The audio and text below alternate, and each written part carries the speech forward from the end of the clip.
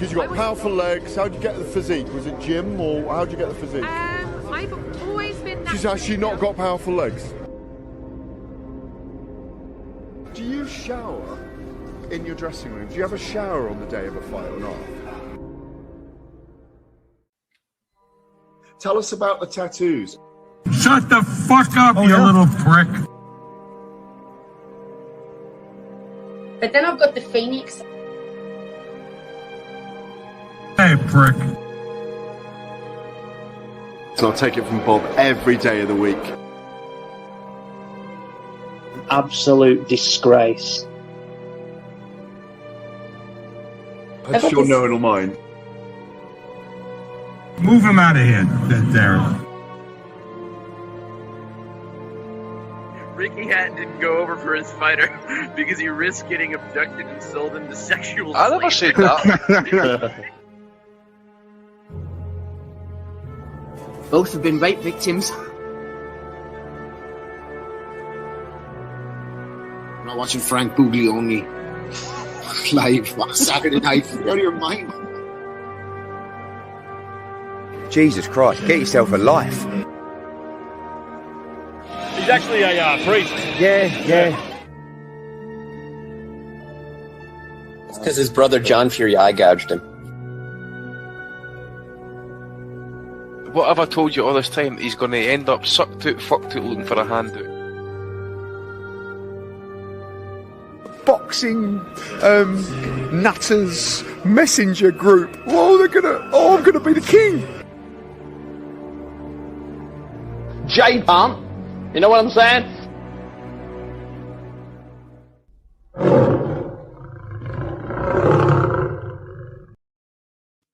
Welcome, folks, to the 620th edition of the Boxing Asylum Nuthouse. You can catch us in the UK 8 o'clock on Sundays. There you go. That's where we're at. And then you can catch us at 12 o'clock Pacific time in the United States and all time zones in between. Catch us the next day wherever you find your favorite podcast to get a little bit more of the goodies, get a little bit more of the action like the Boxing Nutters Messenger Group. Thanks for the name, Eddie. You can check us out at patreon.com/Boxing Asylum for some pretty damn good deals, if I do say so myself. With me today, we got Justin, we've got Dez. I do hope we get Rob in there today. We got some cards to cover.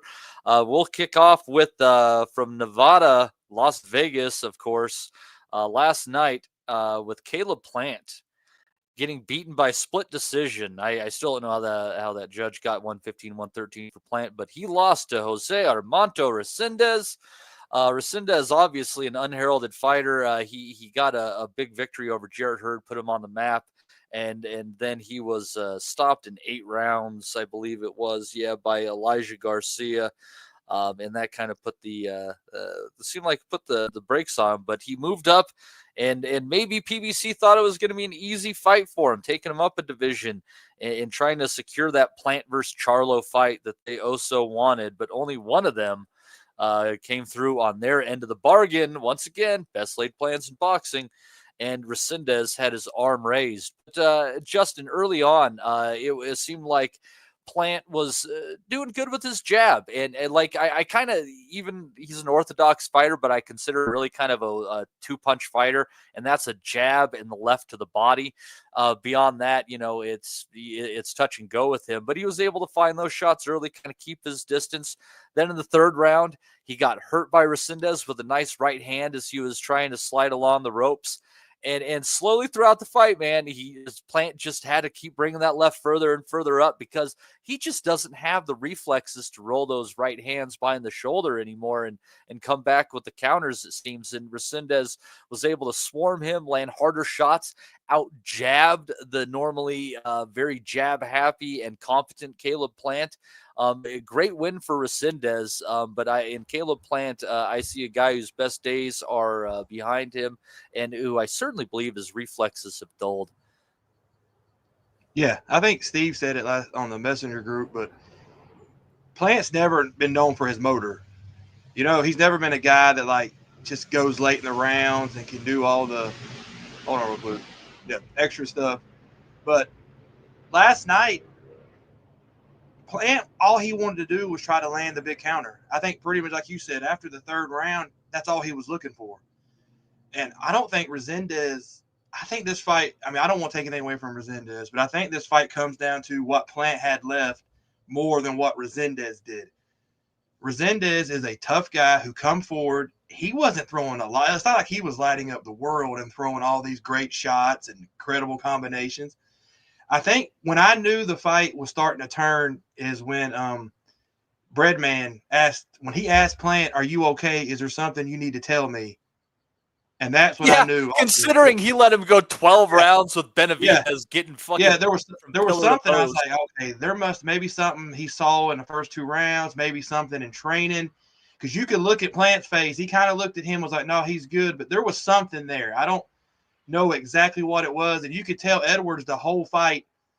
It was just whatever. I said maybe that happened before they come out. Maybe it was in training, but Plant just looked sluggish. He looked slow, and like you said, when he knocked out Durrell with that big knockout, Plant is not a knockout artist. He's about timing, quickness. He catches you with shots you don't see coming, but he's lost that. He's not the same guy he was. He relied on a lot of speed, a lot of that. That's not there. He couldn't hurt Resendiz, and so a guy like Resendiz just kept coming, and that's how he won the fight. He won the fight just because of pressure and the fact that Plant threw no combinations. Everything Plant was doing was maybe a jab, but he was always one shot. He was trying to land that counter left hook or the uppercut. He could not land the uppercut to save his life. Remember that was it one round he threw like 9 and didn't land any of them. Plant just looked, I don't know where he goes from here, but he looked bad. I think he's starting to decline big time now because the Plant of a few years ago should be beating Resendiz. There's no, I mean, I said I don't want to take anything from Resendiz, but Plant should be. I wouldn't use the word easily, but he should not have been struggling the way he did and lost that fight last night. Plant's face was kind of beat up. He just didn't look interested. When a guy's losing is when after every round Plant would go, you watched him, he would go like flex in his corner. He would like try to do this tough man thing. You know when you're losing because he just kept trying to do all these little tactics and Resendiz didn't care. He just kept coming forward and Plant, Plant was the first guy, I think, I sat front row at one of his fights. So I met him one time for like 15 seconds. Seems like a nice guy, but I mean, sometimes he relied on his athletic ability, and that's just not there anymore. And it was exposed last night. He just couldn't get off, and that happens. He's only 32, but the Benavidez fight, the Canelo fight, he's older than 32 just because of those 2 fights, and he just could not pull the trigger last night. He had really weird movement. I don't think Dez probably noticed that. He did a lot of movement that was unnecessary, that tired him out. A lot of herky-jerky stuff that didn't really bother Resendiz. Like, it wasn't affecting him, but Plant did a ton of movement that didn't lead to anything. So he wasted a lot of energy for nothing. And there was one time he stood there and just bobbed and weaved. It didn't even throw any punch for like 8 seconds. And Resendiz kind of stood there and looked at him. I don't know what that was, but yeah. I don't know if y'all saw that. I was like, what is he? This does not make any sense. And he lost. I mean, Resendiz did what he had to do. He put the work in. Plant, maybe they'll put him in versus Cornflake. I don't know. Give him a win. But I don't know. I don't know where he had the chance. I think that Boss Desk just put it very simply. He had the money. He had a chance for another main event, and he definitely choked. Yeah, I mean, the plan was obviously to put him in there with Charlo, who held up his end of the bargain, and that fell through. They've had a little bit of grudge match. There was that slapping behind the scenes. I think that it might have been Crawford versus Spence week, and just, I don't know. Goofy. But again, we saw it earlier this month with Ryan Garcia losing to Raleigh. Whenever you try to, set these things up, something falls apart. But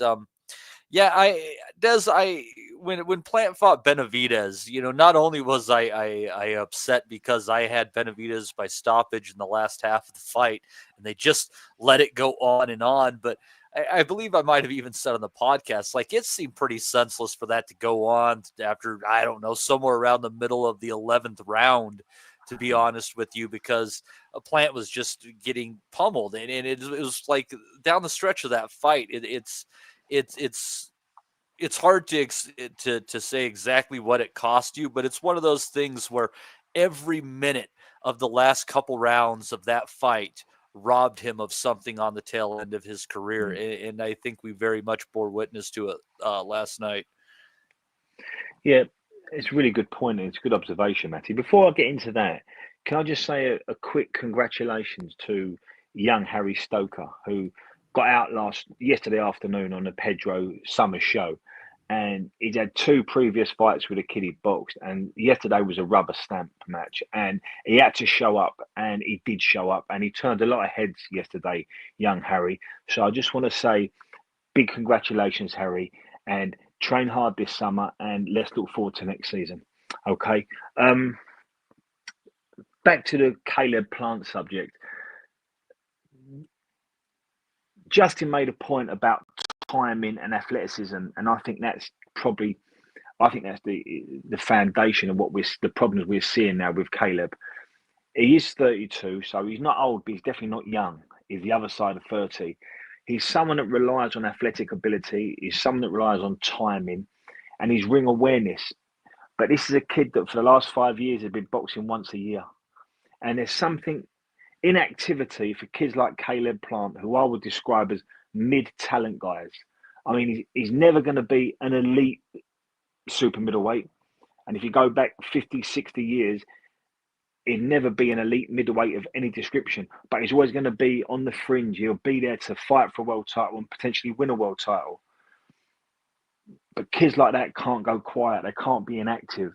And they can't have this drop in opponent, which is what we've seen from Caleb, because they need fire under them. They need to go into camp and know that if I'm not at my very best, if I don't turn up and show up every single day, twice a day, in the build up to this fight, I'm not going to be able to do this. He needs that energy. He needs that urgency. And I don't think the last 2 years, Caleb's career has been like that. And I can only assume, I can only assume it's like this for Caleb, because I remember speaking to someone at Queen's Park Rangers Football Club, and he described the players there. We get well paid, we have a good lifestyle, and of course we want to win, but it doesn't keep us up at night if we don't win.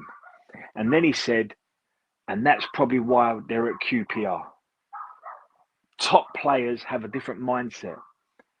Your Floyd Mayweathers, forget what you see. Your Roy Joneses in his pomp, your Bud Crawfords, your Alexander Usyks. We could talk about these guys all day. They don't get turned by money. They don't get turned by the type of house they live in, the car they drive, their lifestyle. They're not driven by winning. They're driven by fear of losing. I think that's a brilliant way of putting it. Yeah, absolutely. And it's that fear of losing that keeps these guys sharp. And I look at Caleb, and look, this is just my opinion. It ain't factual. I look at Caleb and I look at him over the last 3 or 4 years, and I think you've had a couple of big paydays. You've had one very big payday. And I just think what we've seen now for the last 18 months, 24 months, is a fighter that is boxing because it's what he does. He doesn't know anything else. But in truth, the version of you I'm seeing against McCumbee and against Armado last night, yeah, your head and your heart's not in this game anymore. Last night, Caleb was reactive. He was trying to keep so much distance. He didn't want to engage. He looked a little bit discombobulated, disorientated so many times last night. And there was one kid that it really meant something to him. Resendiz was pressing the fight. He was closing the distance. He was using his right hand and bringing the that fight into meant play. Everything to him. It meant and you could see that, and you could see that by their actions, their body language, and it meant everything to him. And could we pick Caleb Plant apart? Well, he wasn't urgent enough, and he wasn't proactive enough. I don't think he was holding centre ring enough, and I think he was being pushed about and bullied a little bit by a kid that really wanted to win this fight last night. And then after round 4, I think Resendiz knew, I can get to this kid. He's not as good as I thought he was. I felt him out here. And that's when one fighter started to grow, that being Resendiz. And I think Plant just felt, how do I navigate through this? I had it 112, 116. I had it the same as one of the judges. I can't believe one judge had it for Plant. That needs looking at. I thought it was a resounding win for Resendiz. I thought he boxed well, but I thought Caleb was very, very reactive, very passive. And coming round 6 or 7, I don't think Caleb really wanted to be in there. And it was about recovery and hanging tough. And I think that's what Caleb was doing in the second half of last night. Where does he go from here? I don't know. I'm not overly big on Plant. Like I said, I think he's a mid-talent guy. He's certainly in and around the conversation of fighting for world titles and fighting against the elite guys. But does he ever beat an elite guy? I'm not sure. Can he win a world title? Well, he has done. Could he win a world titles in any era? He'd have to be lucky. He'd have to get the good draw. But I just think we're seeing someone like Caleb, he's had the career we expected him to have, and now it's dropping off. And a kid of his motor skills don't pick it up after this. Yeah, he is a guy who's kind of missing a big win. Honestly, you go through his. He really is. Yeah, he really his is. resume. Yeah. He just never got it. But he became known because he was the white fighter with black swagger, kind of thing, and he could fight. Like I think he got a lot of respect in the gyms and shit like that. That he knows his stuff, but. He was more than the sum of his parts because, like you said, his level seems clear, but yet he fought above it, multiple times. He gave Canelo plenty of issues early. He, I think he won probably 4 of the first rounds. I've got to say, Matthew, sorry to cut across you there. No, when I say mid-talent, that's someone just outside the elite guys. I think he's there. I'm not saying he doesn't win a world title. I'm not saying he's not a world-class fighter, but he's not going to beat. I mean, he beat and he stopped Anthony Drill. It was an awful fight, but he pulled out a brilliant shot.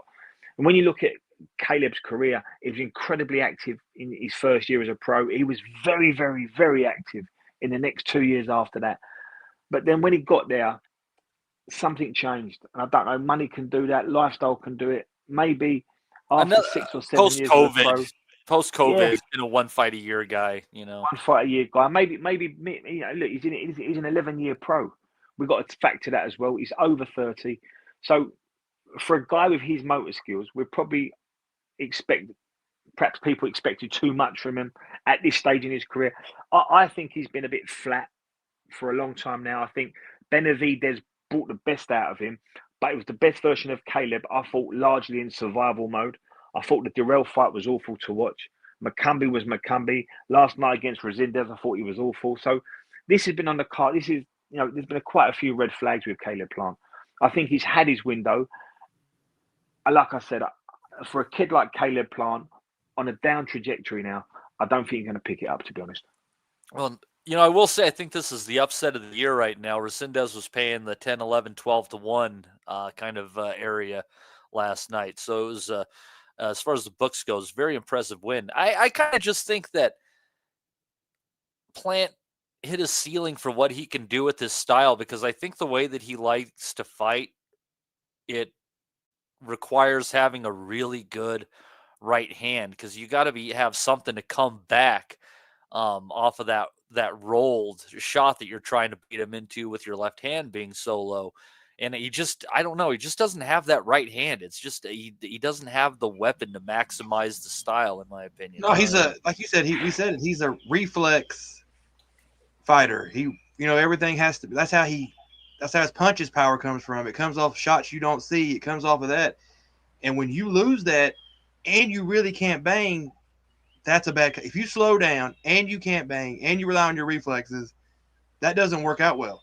That's why you only see, usually the guys that are going late in their 30s or still winning titles are the guys that can bang. And, they don't lose that. You might lose your reflexes, but you don't lose that. And Plant, he's never had that. And Resendiz, the reason Resendiz lost to Garcia is, you remember Elijah Garcia can bang. And he can push Resendiz back. You can't let a guy like Resendiz come forward. And Resendiz had no, I wouldn't say he had no respect, but he didn't have a lot of respect for Plant. And that's why he just put his head down and come right at him, because he knew Plant. And Plant, like, he wasn't even a guy like Resendiz. You've got to open him up. And I think Redman, I love the jab to the body. I just love that punch, because it opens up. It's so different. Not a lot of guys throw it. It lowers the eye level And of the you fighter. can't come forward either. Have you ever done that? You ever done that thing, that little test with a friend where you put one finger in the center of their chest and you say walk forward? You can't. And Breadman kept telling him, and when he did it, he was successful. But he didn't do enough of that, because a guy like Resendiz, you have to change his eye level. You have to give him different. If you're just throwing the same shot, I don't care what level. If you're fighting, you have to fight a pretty low-level guy for him not to be able to figure that out if it's just the same shot.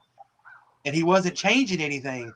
And that's why I think Breadman kept asking him, are you okay? Because it just wasn't – something wasn't clicking last night. I don't know if – we can sit here all day long saying age, saying wear and tear, maybe mentality, but something didn't click last night. He fought the wrong guy at the wrong time if you weren't ready to go, because Resendiz showed up with the hard hat on. He was ready to roll, and Plant he wasn't ready for that. He just didn't have it.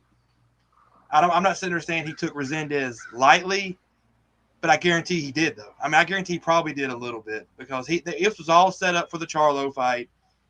This was his showcase. Resendiz, he was a huge favorite, and I don't think he had the right mentality. He just didn't. And that's a big thing of it, Justin. I don't think Caleb Plant has got the ability to have the mentality that you can say, prepare properly for Resendiz, get past Resendiz, and we've got the Charlo fight. I think you have to say to kids like Caleb Plant, the next fight you're fighting for your career. Yeah, you have to give you have to get it, rocket up their arse a little bit, because they're not got that level of talent where you can say, look, let's look 2 or 3 fights down the line. Because, look, he beat a Caleb Truax for his IBF world title, and he got beat by Canelo. No disgrace here, but he had a stinker against Darrell. Now, Darrell was like one in 3 coming into that Caleb Plant fight, and Darrell was probably 5 years past his best, or the window of his career. So it was, it wasn't 2 live dogs that night, and it stunk the place out, and Caleb pulled out a brilliant shot to end it. But other than that, there isn't much on Caleb's career, Caleb's resume, as Matty said, to suggest that this guy is a top performer, anywhere close. I think he's done really well. I think he's had a really good career. He's probably maximised all his earning potential. And I just think maybe we shouldn't expect too much from the Caleb Plants of boxing. I think he's probably given us what he's going to give us, which was a really good fight against Benavidez, and a fight against Alvarez, and a brilliant knockout against Durrell. And I think he can say, look, I've won a version of a world title. I've had I've knocked up a 23 and 3, 23 and what is it at the moment? Is he 23 and 3? I think, yeah. Yeah, I've had 23 wins. He's not a puncher. He's not a high energy guy. I think that's the best you can say for Caleb. But You're I think right. He's done pretty well. Yeah, Plant got the best out of his ability, and there's nothing wrong with that. He squeezed every bit of juice out of it. Yeah. Look how many people turn pro and never even get a taste of what he got. He has to be. Plant did everything. If you look at his backstory, he grew up. I know where he grew up from, Ashland, Tennessee. It is not the best place to live. He grew up in a really bad area, and look what he did. He's living in Las Vegas. He's a millionaire, and he's got a hot wife. I'm happy for him. Yeah, and he's been. And he's friends with Jelly Roll. I think he made it. I think his mom was killed by the cops and shit. And that was during his pro career. He's had a fucked up life. I'm saying he's got a hot wife and he's a millionaire. I'm happy for him. He did good. He did well for himself. Yeah, rock on, man. If you call it a day, whatever. A lot of people. But I think the bigger question. We're not going to get time to go into all this, and we've done it to death. But the bigger question is, why are PBC promoting guys like Caleb Plant on his resume to headline acts? That card last night stunk, and Caleb Plant on these type of performances against these type of guys is not a headline act. So I think, it goes back to the point we was making earlier. People like Caleb Plant need to be told, no, you're headline when you're against a Charlo, and you're headline when you're against a Benavidez. But he's been headlining against guys that are 3 or 4 levels below them guys. It's not brought the best out in Caleb Plant, and it's not done boxing any justice. Nah. Yeah, and speaking of Charlo, that fight with LaManna last night was something else. He got the stoppage when the doctor pulled the plug after the 6th round had just started. And I felt like Charlo could have ended it at any time, and it was stunk of one of those things like if anybody found out that Charlo bet on himself to win in the last 5 rounds of the fight, would they be surprised? Like, he absolutely carried LaManna. He dropped him 3 times, fighting incredibly passively. The gulf in size, talent, athleticism, huge. But Charlo just looked like he couldn't give a fuck about being there at the same time. It was one of the most boring, uninterested, yet dominant performances that I have seen. And I guess that shows just where LaManna is at. But I don't know, Des, did you just get the feeling like he was just carrying LaManna for some reason? He just had to step on the gas. Well, everything I've said about Caleb Plant, I could apply it to Charlo. But Charlo's had a pretty, stagnant career. He's not got a big record, a name on his record. No, he took 3 years off, basically. Yeah, I mean, it's B-level guys, inactivity, but he's he's great in front of the microphone. He says the right thing, and he comes across in a certain way that sometimes boxing fans love to see. But I don't get excited about Charlo. I don't see much in him, and everything I've said about Plant, I could relate it to Charlo. So. Him turning up lackluster and a little bit lethargic against a kid like LaManna, yeah, I get it. And Charlo's quite a reactive guy as well until he knows he's got you on the hook, and then he puts his foot down. And I think LaManna was showing big signs of distress. And then, and after that first knockdown, sort of Charlo done the chicken step back to the corner and started really believing in himself.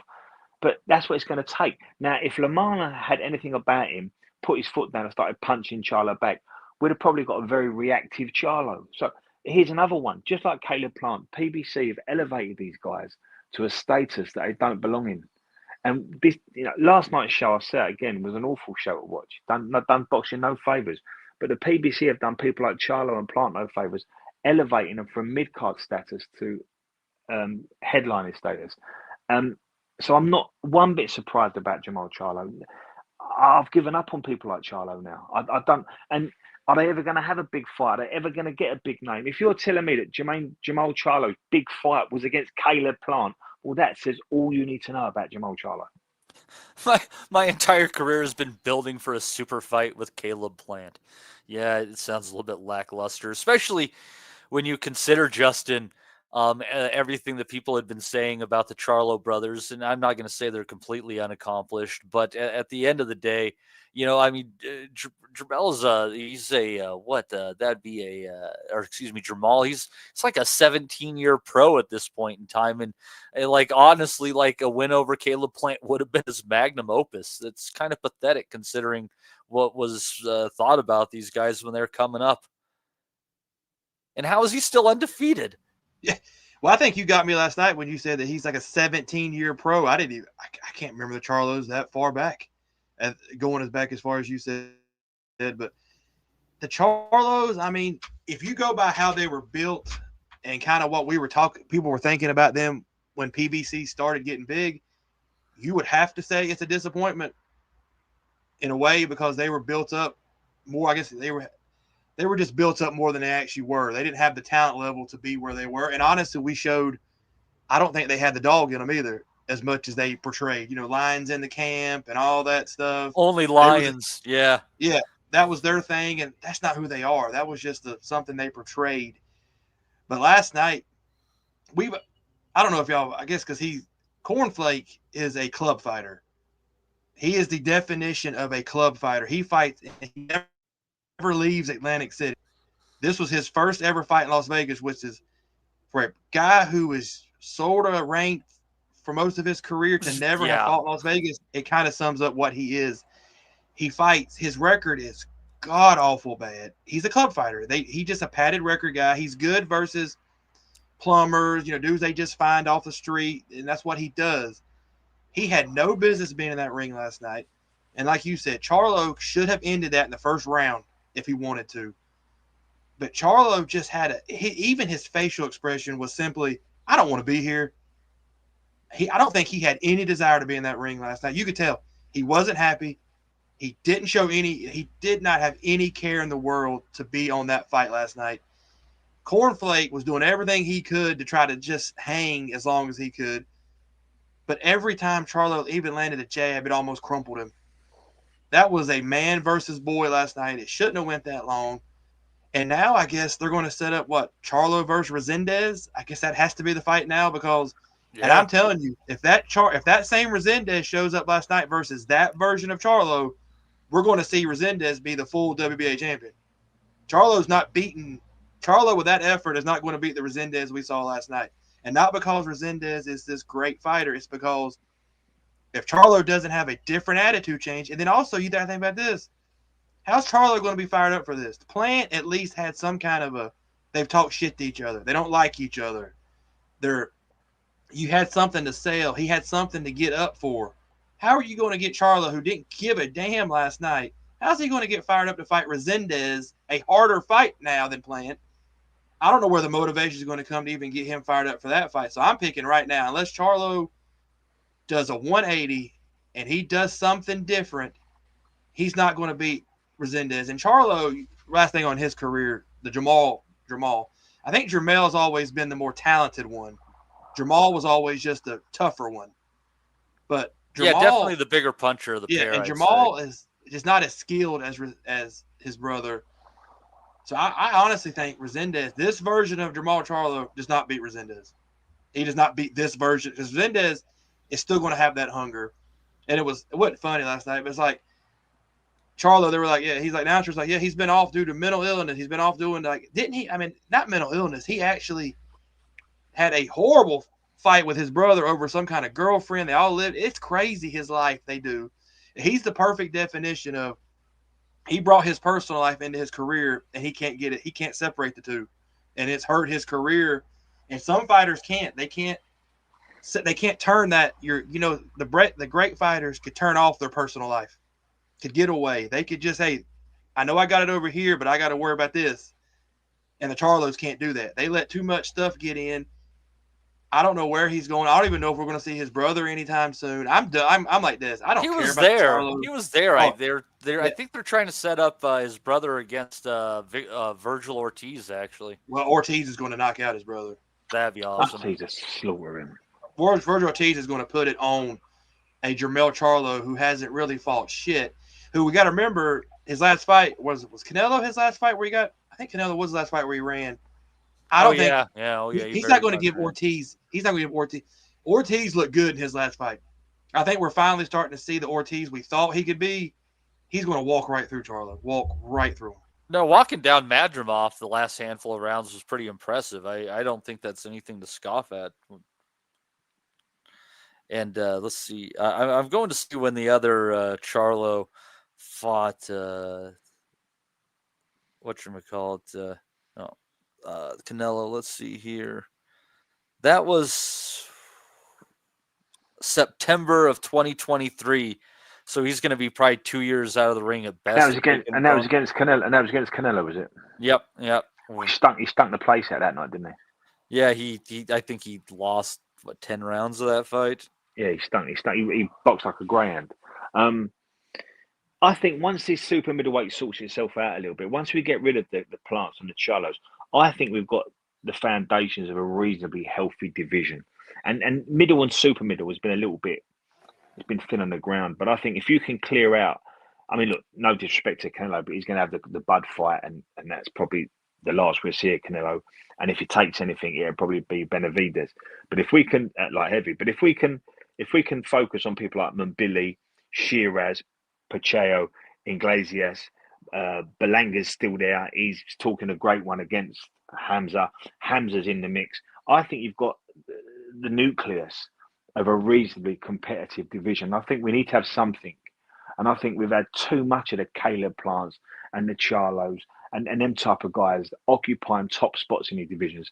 And it's stagnated boxing a little bit. I'm not saying it's their fault. There's a lot of reasons for it. Loads of machinations behind the scenes. No, the best thing that could happen to boxing would be for Crawford to beat Canelo and Crawford to retire and let the belts fucking all be up for grabs. I just think we need some characters, but we need guys that are going to fight. We need guys that are going to, I want to fight the best in this division. I want to prove I'm the best at this weight class.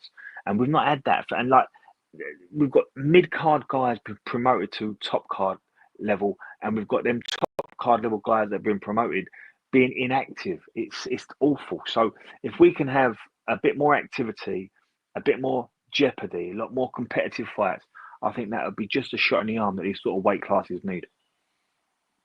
Yeah, and like I said, the talent is there, so we'll just see if that happens. And I'll tell you, one weight class south of this, the only other fight that I caught on this card, though, and even though it went to decision, I got to tell you, Yuenley Hernandez looks something else. He did go the 10 with Keyshawn Davis. He dropped him early. Davis fighting down at 160, which I think is a much better weight for him. You know, he'd been fighting these dudes at 168 and more than holding his own. You know, Benavidez, the only guy who manhandled him, but Hernandez is an absolute tank. He's got a very good selection of punches. He'll fight you going back. He'll fight going forward. He switches up his rhythm. I really think, Justin, that Hernandez is going to be somebody who is talked about in boxing for upwards of the next decade. I think this dude is legit. Yeah. He's got I wouldn't say he's the complete package right now, but man, he's got it all. He's got all the shots. He has a good chin. Davis is not a bad fighter, but he's another guy. Only thing I would say negative about him, because you can't say much, is he played with his food too long last night. Davis was ready to go way earlier in that fight. He just kind of stopped. You know, he did a lot of back foot stuff when he didn't have to, a lot of like come fight me type motions. He should have just, when he put his foot down, Davis could not handle any of it. And those combinations were brutal, and every one of the shots were pretty much landing. I think if you look at the strategy, they said it at the end of the fight, but I didn't like the strategy they were doing. It was like, you fight off the back foot, and then we'll yell at you when to go fight him. I think that's a little bit trainer getting a little bit too much involved. Telling a guy, we'll tell you what to do during the rounds. We'll yell at you what to do during the rounds. I don't think that was necessarily the best strategy, because Davis couldn't hurt him. I think that's the only negative. You're right. He plays right now with me. I think he is a live dog versus Adames. He's alive. All those guys. He is going to be right there. He is not a guy to mess with. He will be. You're right. He will be a world champion. He will be on it, but he just beat Davis down last night, and he should never have went the distance. Those are the kind of fights that you're going to come back and say, I didn't need that extra wear and tear. I didn't need to go. You don't get paid to go 10 rounds extra. That fight should never went past 5, because he hurt Davis every time. It was his 8th professional fight, though, and every other one of his fights has ended by knockout. Like, sometimes I think it's good for these guys to see that they can still throw hard in the later rounds to be all right. He learned something, but I'm just always like, you should have. But the guy was there, though. Because you're always playing a mistake of, what if you got cut? What if what if something bad happened because you wanted to try to get rounds? I mean, he should have just finished Davis off. Davis was there. He was taking too many shots. I think sometimes those are the fights when you step up in level, you're going to want to finish the guy off. You don't want to play with the higher level guys. And you don't want to get in that mentality of, if he drops Alim Hanallah, you better not let him off the hook. Yeah, you got to finish that. But I think he can beat Anahala. He can beat Adames. He just has – and Alahala, think about it. Hernandez would be, 50 times better than anybody he's fought? He's not even – I don't think he's even – this is a step up for him, because he hasn't fought anybody. He fought random French guy. He fought some other dude. Is Denzel Bentley the best guy on his resume at this point? It might be now, because – and so Hernandez – I'm not saying he's going to knock Anahal out, but I think if Hernandez, he'll beat him. I think he's the favorite in that division. I think he's the best. He might be the best in that division right now. It's a weak division, but there are a few guys starting to creep, and he's one of the guys that's starting to creep in. He's not that old. He's a 2-time AIBA champion, so he has the amateur pedigree. He has the power. He has the stamina. You saw last night, he was throwing bombs, and look, he could have went 15 last night versus Davis. So Hernandez is definitely – I wouldn't say he's the complete package, but he's close. He has all the tools to be the best in that division. Well, the only shame of it, I'll tell you, is that he has said openly that he will not fight his fellow Cuban Arislandi Lara. So unfortunately, that one belt is not up for grabs. I'm sure Lara's not going to complain about that. No, but it's a shame because they're PBC, so that would be like the easiest fight in the world for them to make of everything. Because wouldn't Lara wouldn't that be the guy you would go for? He'd be the easiest touch. He's like 41 years old now. I mean, Lara would be the guy. People keep saying that, but he's 41, but now he's knocking people. He's been knocking people out for the last. Well, he knocked out Zarafa. And Danny Garcia, who Hernandez down before. Hernandez is a different dog compared to Zarafa or Danny Garcia. Yeah, Danny Garcia, that was a stupid fight. That really was. I think that was like PBC basically. Like I don't know if they owed Garcia something, but it seemed like one of those fights. Hey, we owe you a payday. We're gonna just put you in versus him to pay you off, so we ain't got to come out of our account. Yeah. It seemed like one of those deals. Let's just get you out of here, kind of payday. Well, at this point, PBC remind me like the American version of Boxer. They just don't seem to. They've got no strategy or no pathway how to take a fighter's career, and what they're left with, it's bizarre matchmaking at best, incompetence at worst. The good thing though is that Oscar De La Hoya announced on a Golden Boy show on Friday that PBC and Golden Boy are going to be working together so that'll open up a few fights. I think PBC is realizing they can only play this with their own stable so much, and it's a shame. And I'm sure that might be at the behest of Amazon too, saying, "What the hell is this product you're giving us here?" And that and the next thing I think. That they're giving us is going to be a pay-per-view again, and I think it's Pacquiao against Barrios. So I don't know. PBC is in a weird place right now, but I do like the idea of them working with Golden Boy and opening up some of these fights. But Yuenley Hernandez, keep an eye on this dude. Believe me, they need to keep him active. They need to keep him moving. But this guy's got world champion written all over him. The only other fight and I missed this one that might have been of really great interest was Isaac Lucero, undefeated 16-0, taking out also undefeated 23-0 Omar Valenzuela in 2 rounds. I don't know if you caught any of this junior middleweight contest, Justin. I'm just checking to see if perhaps you may. Yeah, I caught it.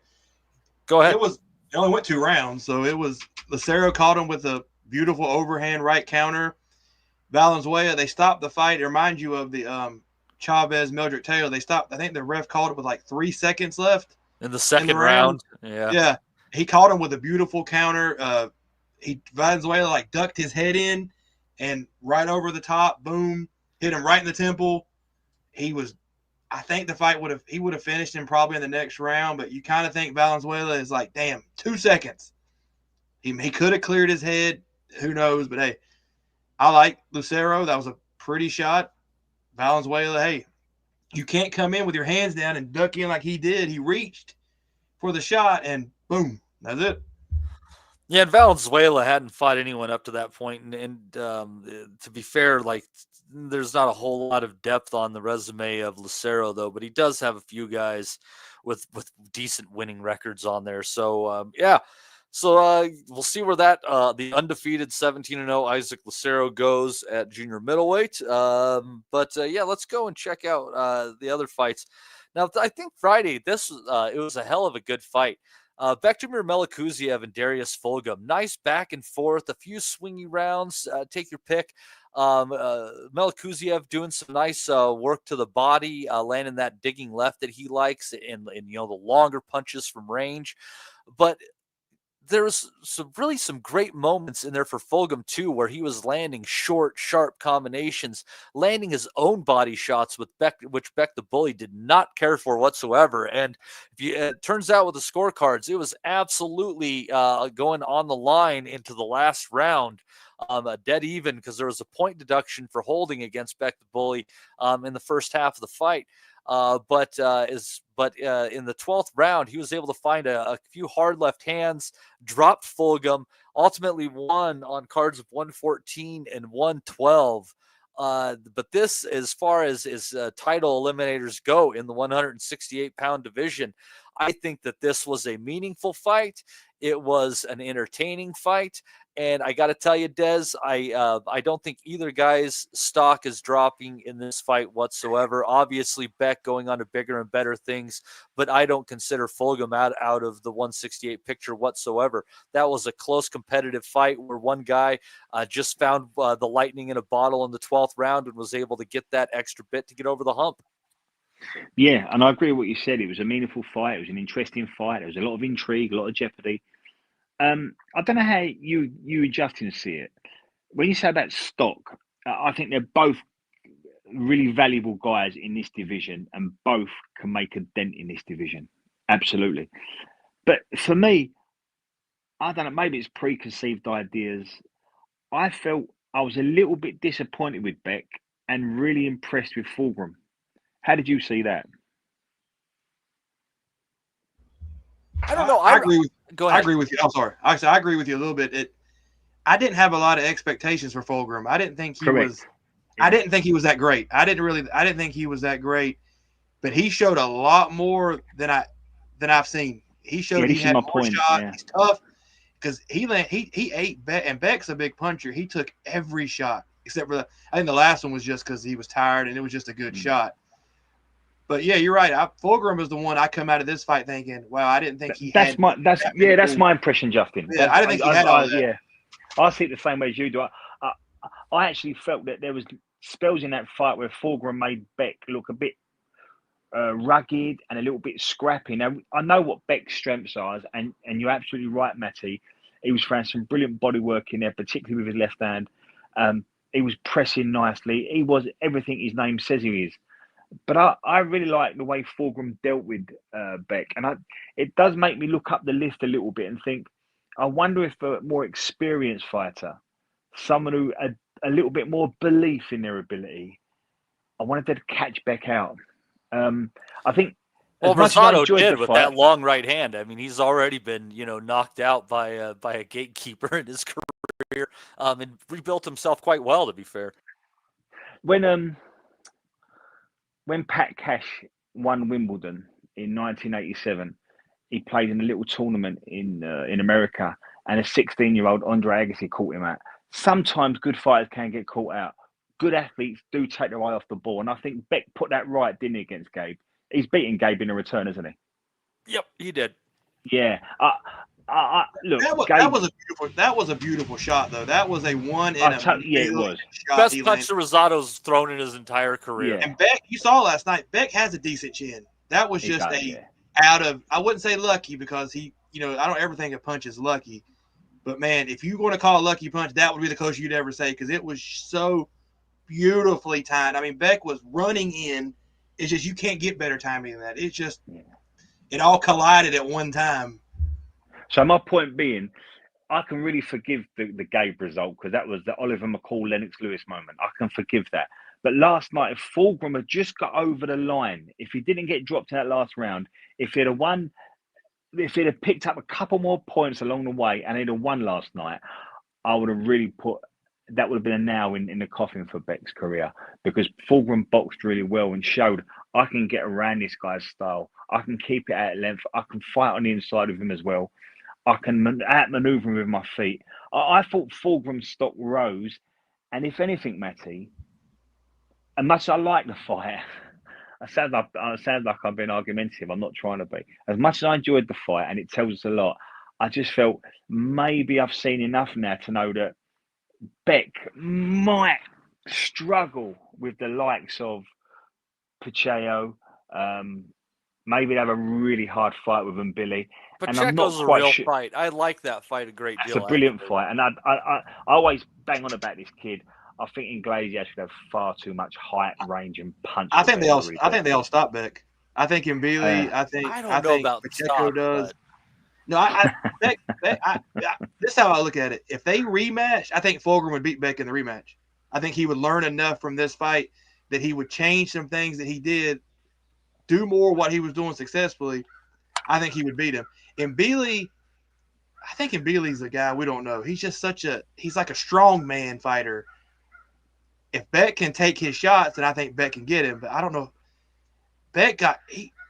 Fulghum is not like he's the best puncher in the world, and he took the shots, but man, he was getting He was taking them 2 flush last night. Pacheco and Mbili, if they land that many flush shots, I don't know if Beck can take that many.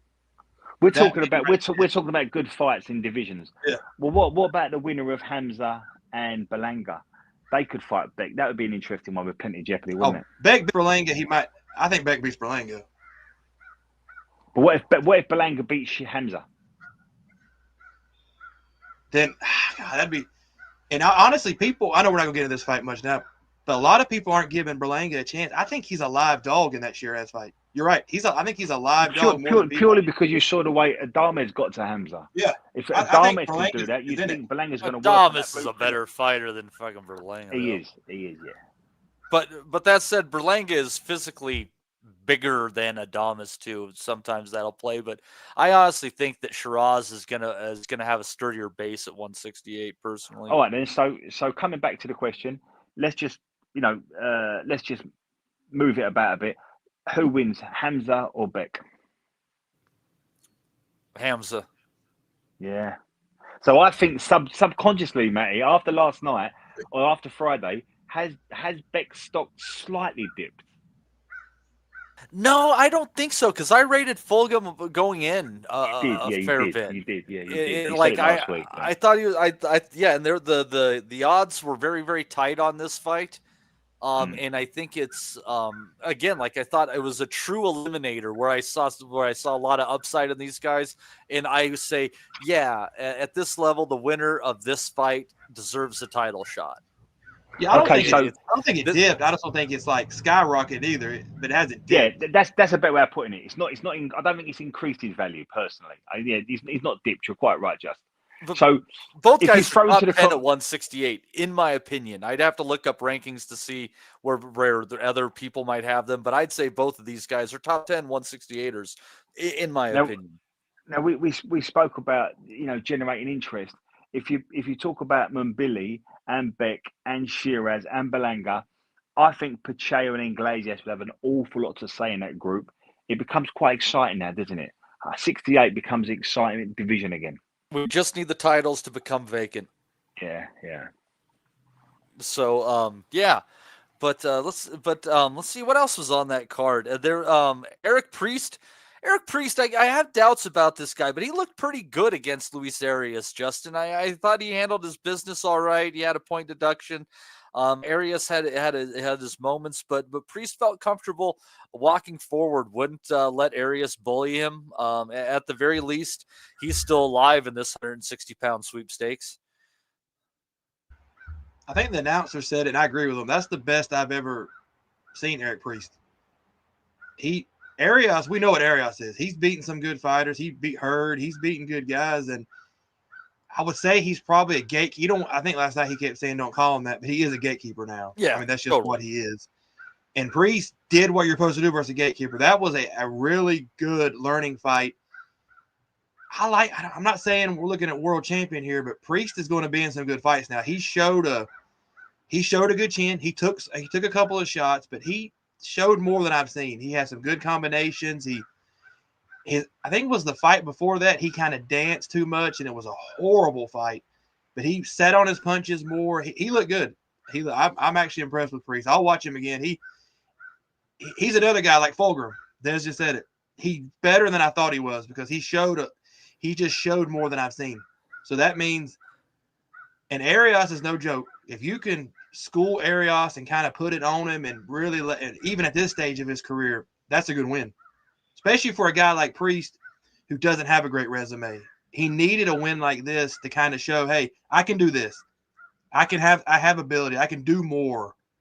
The only thing that he didn't get last night was the stoppage, and Arias is not an easy guy to stop. I'm going to give him a break on that one, but that would have been the icing on the cake if he could have stopped him. But he did everything else but stop him, though. The only fighter who has ever stopped him was Erickson Lubin.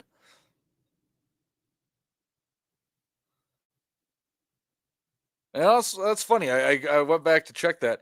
Lubin, that fight, he was actually even with Lubin on one card when he got stopped. Funny enough. Interesting. I have to go back and check that out. Let's see here. I don't remember a whole lot. Like, I remember being impressed with some, not impressed with others. I think Caden Griffiths, I remember being impressed with him. It might have been Joshua Edwards is a heavyweight that I was impressed with. Let's see here. Federico Pacheco, Calvin Barnett was a fun enough fight, but I don't see much for the other Pacheco. He has a horrible body, though. He has like Andy Ruiz has a better body than Pacheco. It was like his tits were hanging down to his belly button. He was. I know. I mean, look at me. Look at us. We're not all like Dez might be a cut. He probably is better. Yeah, he's good. Yeah, yeah. Dez is better shape. But I'm like, we're not sitting here like you don't want to talk bad, but he just doesn't look like. And you're right. That ex-football player really made him work and landed too many shots. I agree with you. I think Pacheco is going to be one of these guys when he gets to like 11 or 12-0, he's going to get found out and get knocked out by like a mid-level guy. He's definitely. I think you could tell he's the guy he's boxing because how good there is. I think he is. But, man, I would say Pacheco needs at least 3 or 4 more years of getting his body together. He's a long ways away, if ever, from even challenging for anything right now. And the guy I like, you're right, is Edwards. He's an American Olympian. I think the only thing that's going to hurt him is he's not – in this day and age, he's not a massive heavyweight. But he has all the other skills. I'm definitely going to be interested in him. He's got a good trainer and like Ronnie Steele. He's saying Ronnie Shields. He's saying Ronnie Steele. That's Ronnie good. Shields. That last time. Ronnie, and you guys keep saying Fulghum, and there's no R in the fucking guy's last name. So he's got a good team. So I feel like Edwards is a guy I will, because like me and Matt talk about, we don't have a lot of American heavyweights to hang on to. I'm not going to hang on to Pacheco, but I'll definitely keep an eye on Edwards. Yeah. Yeah, that was an interesting card. Funny enough, I'm looking at the other card that was on DAZN simultaneously on Friday. This one coming from Mexico, and it's funny that they don't have the results on there. Even though I didn't watch much of the card, I do have the results on that one. Khalil Ko getting vengeance over Manuel Gallegos, just beating the snot out of him, and Gallegos quitting after the 5th round. MJ Akhmadaliev getting a stoppage victory over Luis Castillo. I know that Curiel got a win over Johan Rubio as well. I don't know if Gabriel Valenzuela was able to get a win on that one or not. Justin, did you? I don't know. What did you pull out of that card? Yeah, Valenzuela lost. Did he? He got upset. He was fighting another. The guy he was fighting is from. I think he said he lived like 10 minutes away, so he had a huge fan base. But the guy he was fighting, Valenzuela, he was 7-3-3. The dude that he was fighting. He completely outworked him. Medina, he threw more shots. He come forward. The announcers just kept saying that Matias beat the life out of Valenzuela, and he kind of looked like that. He could not throw a shot. Medina looked like a 7-3-3 fighter, but he just wanted it more. He just threw the shots, and Valenzuela looked like shit. We're not going to see Valenzuela again. He looked terrible. Medina put it. I think Medina was like a plus 1,600 underdog or something. Jesus. And he just wore him out. Weekend of upsets. He busted up Valenzuela's face. It was not a good fight. I think the other ones on there were Akhmadaliev landed a good shot to knock his guy out. Curiel is always a fun guy to watch. He was in another war. They were just sitting there teeing. If anybody wants to go back and watch that one, that was a good fight. They just teed off on each other for 10 rounds, just started beating each other up. And Ko come out and said, you know how people always say that he was in the hospital. He was sick. I actually believe him now after he had the same thing that Virgil Ortiz had, that when you cut weight, that what do they get when you cut weight too much? It starts with an S, doesn't it? He had that. Yeah. He said he was in the hospital the day before, but he's like, I'm going to show up and fight, and that's why I fought so bad. Well, he went lying because he just beat the brakes off Gallegos. They stopped the fight because Gallegos had a cut and his nose was shattered, and the referee stopped it. The corner stopped it with the doctor because his nose was just gone. He told him he couldn't breathe. His nose was completely busted into pieces, and they had to stop it. But Ko looked good, and he went lying. Most fighters lie, but I 100%, like you said, believe him when he wasn't ready for that last fight because he was sick, and he would be better this fight. And he was. He just beat him up in front of his home fans. So that was a good one. I like Ko because he didn't lie and he did what he said he was going to do. And those are the guys you like. He didn't lie, especially in this day and age in the world of politics and boxing. He told the truth. He said what he was going to do, and he did it. Yeah, and he did it like old school. He just kind of like busted him up with a jab and broke him down, didn't let him get a rhythm, and then he started just, dropping the boom on him behind it, and again, yeah, just busted him up. So yeah, that was another card from Friday. So yeah, just a bunch of prospects. Des, did you catch any of that?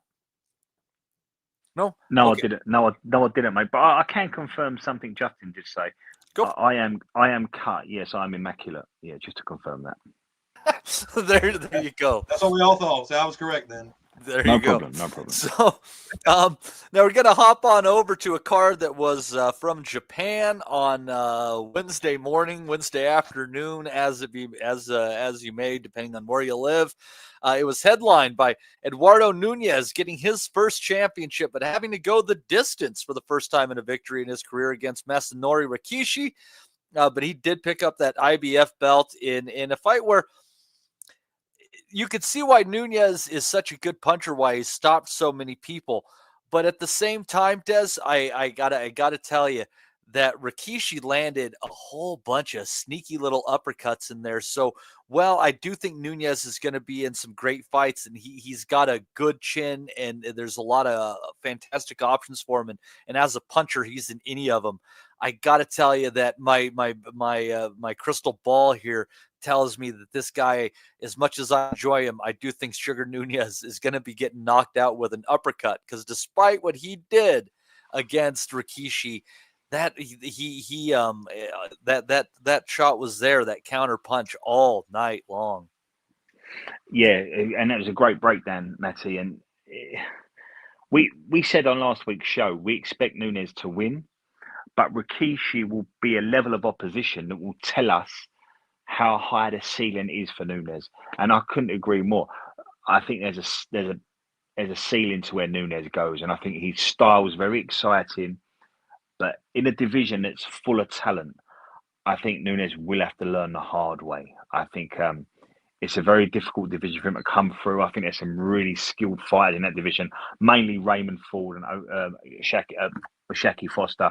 Big fans of them too, and I think they'll find a way around Nunees' style.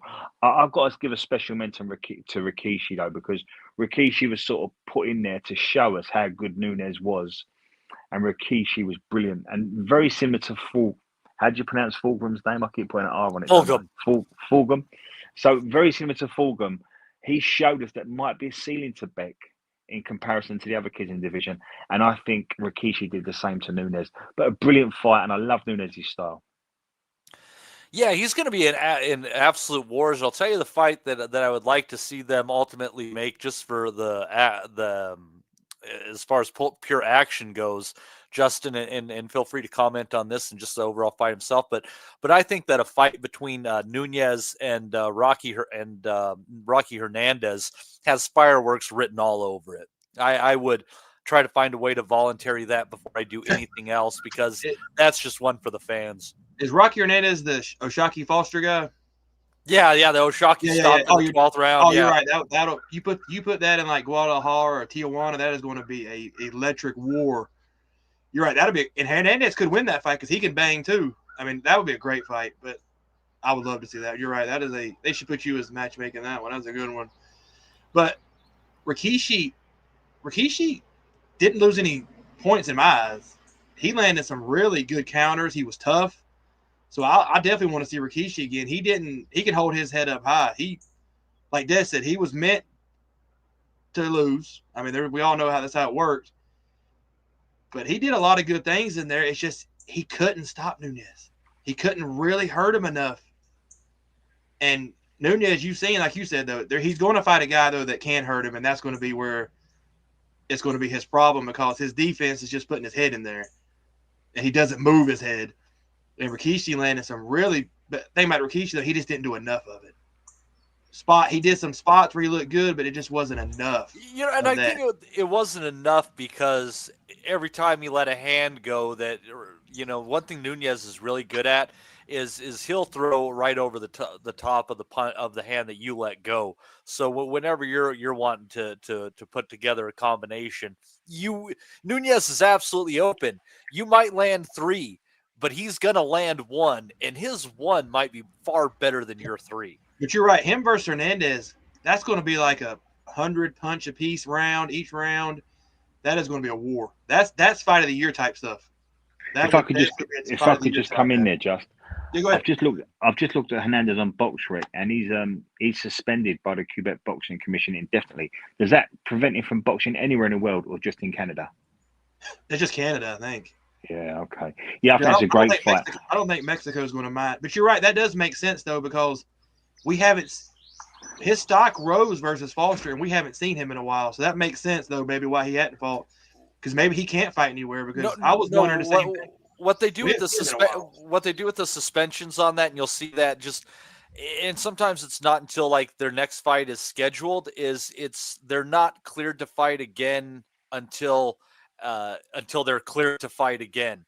It's kind of like, you know how we were talking, like your journeyman, if they get stopped, they have to wait like 30 days. It's kind of like that. So like they're under a 30-day suspension in that. And I think so. Yeah, he's like not suspended for drugs or anything like that.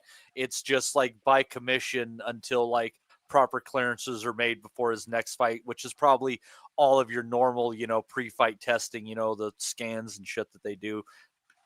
Well, I think then what we saw against Rikishi was what we call progressive matchmaking, and the people behind Nunes obviously fancy him.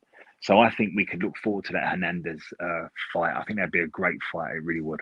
Wasn't Eddie Hearn there? Pretty sure he was standing in the corner. Yep. I thought that was him. So say what you want to say about Hearn, but Nunes has the right promoter. He's going to get him in there. Would you fancy Valdez just to suss him out a bit more, or you think Valdez is cooked? After looking, after seeing that, I don't think Navarrete has a shit ton left in the way that he dominated Valdez. I have a lot of questions about him right now. The problem is so much of the 130 division. I think the talent is occupied on the other side of the street, and the really big name and opportunity that is over on that DAZN kind of side of the street that they could make a fight, I think would just chew up Nunes, and that's Raymond Ford. Yeah, I think looking at the landscape, I think that they want to get Carcasey a world title fight, don't they? They want to get him active, and he sells a brilliant ticket, and he's a very high energy fighter. But they avoided Nunes. He had Nunes' title and said, "No, we're not going to be fighting this guy." Who said that? He had the title, the 130-pound belt, and choose to vacate it rather than fight Nunes. Right, so they've avoided him, have they? Because they're trying to get him a big fight, and I think Nunes would be brilliant for that if they brought Nunes over, because Nunes has travelled. So I think, look, whoever you put Nunes in with is going to be a really epic, exciting fight. He's that sort of guy, and there's some great names there. But I agree with you. I think Foster or Ford could be the kryptonite for Nunes, but I think anybody else, I think it's an even fight. There's a lot of jeopardy any fight Nunes goes into.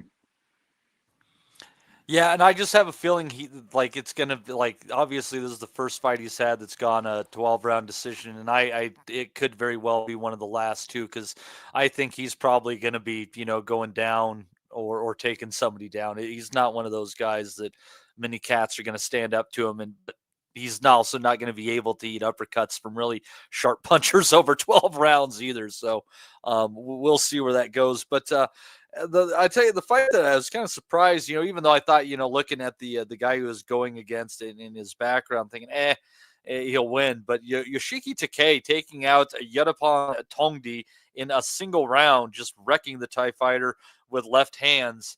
It was a pretty solid display from Takayao, who is just another one of these Japanese fighters at around bantamweight, who plays very well in this division, and it sounds like Nakatani might be moving up after this next fight. But it would be a shame if we don't see that fight, Justin, because Takei and Nakatani, interesting battle of the left hands, only further cemented by what we saw earlier last week. It's funny because Takei went from the guy who was crying versus Mayweather to actually. No, that's Tenshin Nasukawa. No, Tenshin. Okay. Yeah. I don't know why I get the The T's got me messed up because I was going to say good. It's all good. That's another guy, right? Because you don't look. I kept saying this is not the guy because I thought that guy had like blonde hair. That fought Mayweather. I think I was right because they said because Takayao was a kickboxer too, and that's what threw me off for a second. I was like, that's not the same guy, but he looked good. And you're right. I thought the guy would give him more rounds, but he just obliterated him. The guy couldn't take any of his shots. He couldn't handle anything. There was left. He was throwing to the body. It was just the guy couldn't do anything. So I was impressed. But Takayao versus Nakatani, I still like Nakatani. I put him to beat a lot of people. I think Nakatani beats him. I'm just a Nakatani fan. I think he would beat Takayao, but it'd be a good fight, though. Absolutely. Did you see this fight during the week, Des? Yes, I did. And we spoke about this last week, and we said this is the type of matchmaking they probably want to bring Takey back to because he had two really hard fights with Maloney and Higia. Takey come out of kickboxing, as we all know. He had a very short career, and I think on his 8th bout, he fought Maloney and won a version of a world title, and he had to fight for his life that night, and he hung tough. And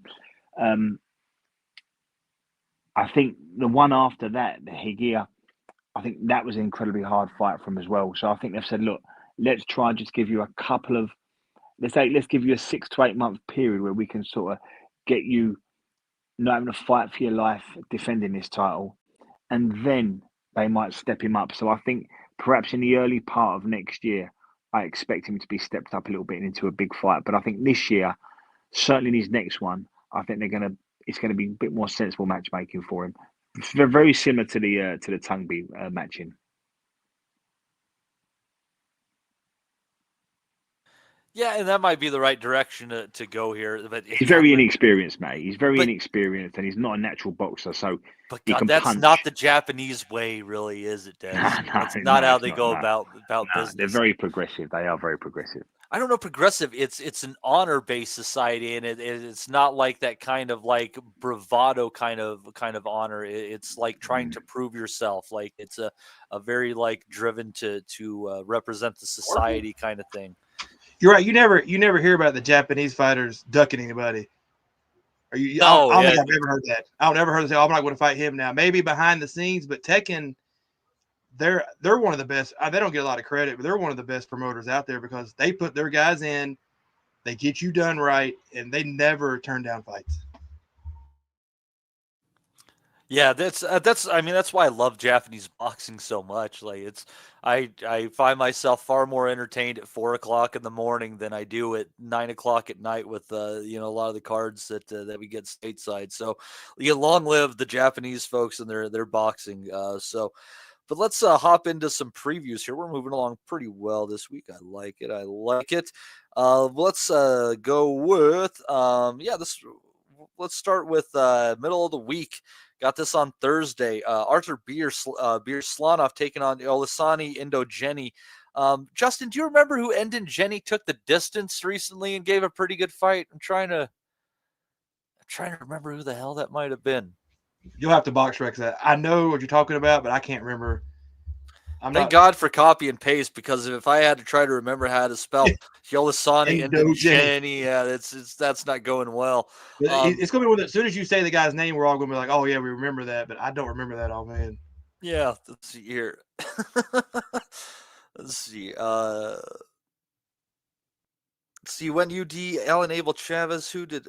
Oh, he went the distance with Murataya, and he gave him some good trouble in there. Oh, yeah. That's the guy. Yeah. Murataya went to Russia, right? I remember that now. Yep. And he went the distance with Tito Mercado too, which says he's a pretty tough SOB. Went the distance with Devin Haney in 2019, lost every single round.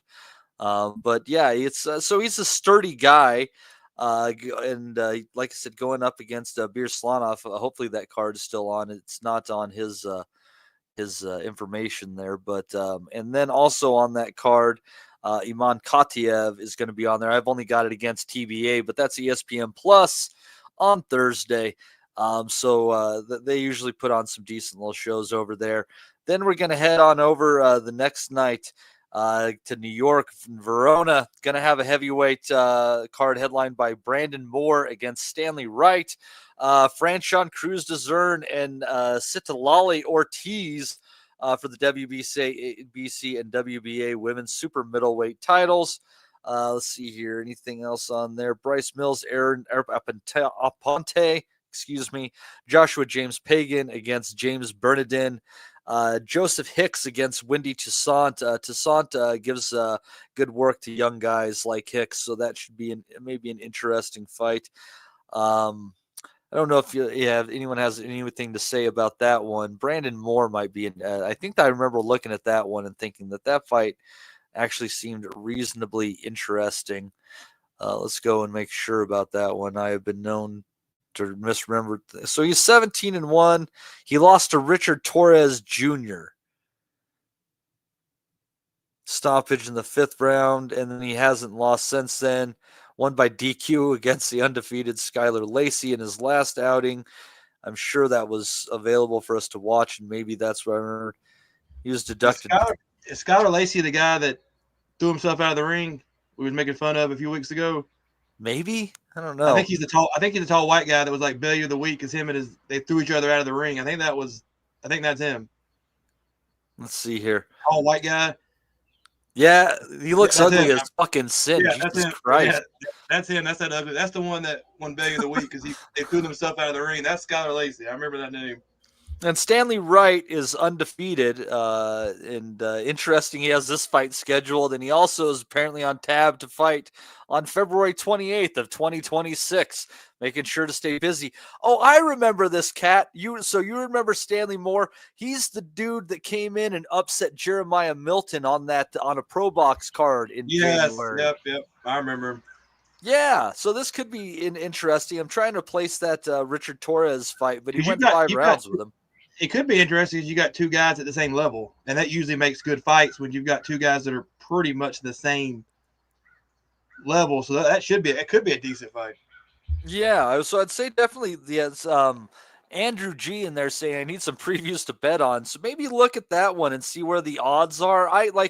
This is one of those fights where I kind of think it might be a bit of a value bet kind of thing if the odds are really going one way or the other. Because I don't necessarily know if this is a 50-50 fight. I kind of would lean right by a smidgen. But that said, if anything is absolutely out of bounds. Let's see that Joshua James Pagan, he's undefeated against 13, 2-1 James Bernardin, who's James fought. He lost to Falco. I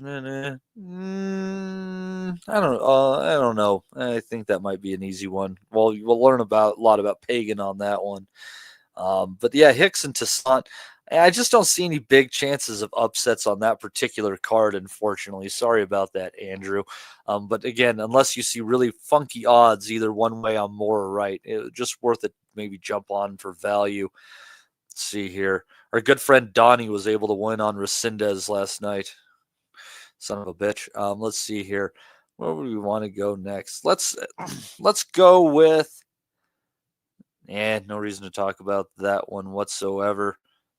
Yeah, no reason to talk about it. So definitely I think we're going to have to go to this one then. Let's go to the ESPN card that's going to be on Saturday.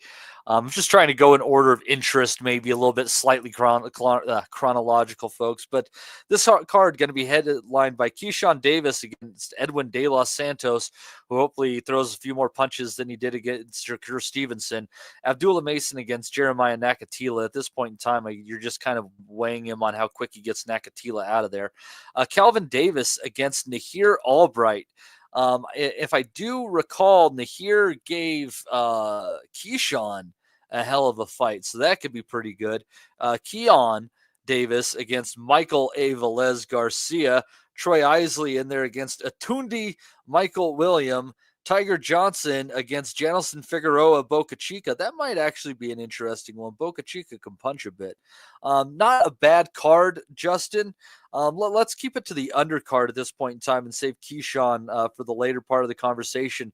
I'll tell you what, that would be, honestly, if I'm looking at that card and looking at potential upsets on there, you're going to have to put in a good performance against Nahir Albright, another one of those guys who came up with Pro Box. Again, I believe he put on a good performance against Keyshawn. if I recollect, and that was the one that became a no contest because Keyshawn tested positive for pot. So of all that undercard, I kind of think Nahir Albright might be a live dog in there against Keon. Well, I'm going to the fight. Excuse me. I'm getting to go to that. I like Keyshawn, and it's like a 4-hour drive from here, 4.5. So me and my brother are going to go. We're leaving Saturday morning, but yeah, we're going to hit that card. How much are tickets for something like that one? I think I paid $100 for 2 tickets, and we're like right near the ring, not far, because it's not the Scope Arena. The Scope Arena is not a big arena. It's pretty small. I think it only holds like 7,000 or 8,000, maybe not that many. So it's kind of a small little area.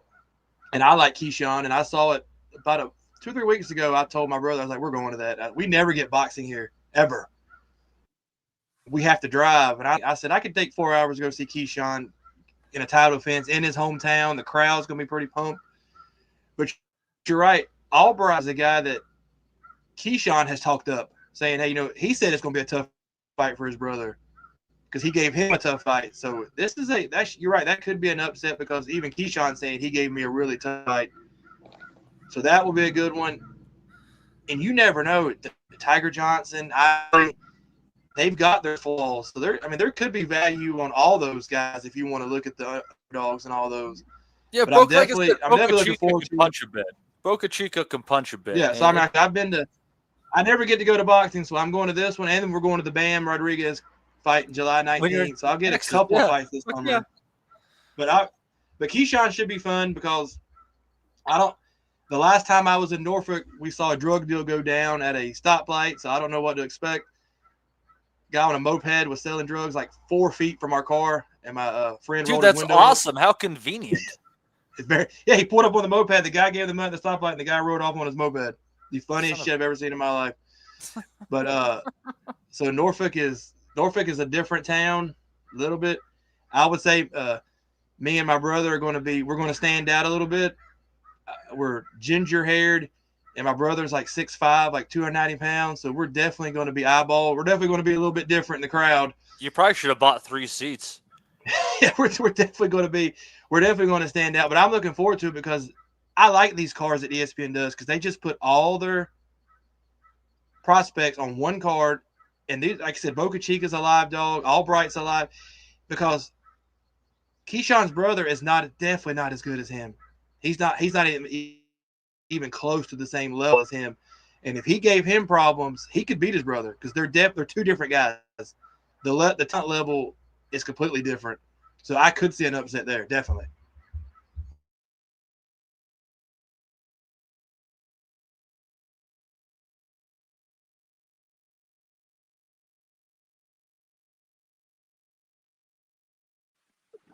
Matty, you on mute?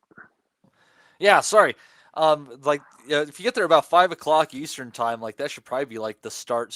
Like I've been to those Top Rank cards before, and they just get going, and like you might be one of like 50 people there that's not part of the fight camps at the beginning. But the last 3 fight cards we always survey the empty seats, and then I always move down. I always find a creep like.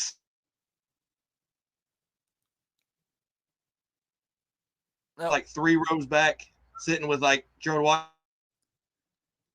family. Oh, you're breaking up pretty bad there. We make our way in. I don't know what's going on. You're breaking up pretty bad there, real quick. I don't know. Your connection's a little bit off. Let's see here. Des, what are your thoughts on that card? And go ahead into the main event. I think after what we saw with De Los Santos against Shakur, I worry that he's going to try to slow down the pace and outbox Keyshawn, and I don't think he's going to win that fight. Keyshawn, again, he just brings too much of that athleticism,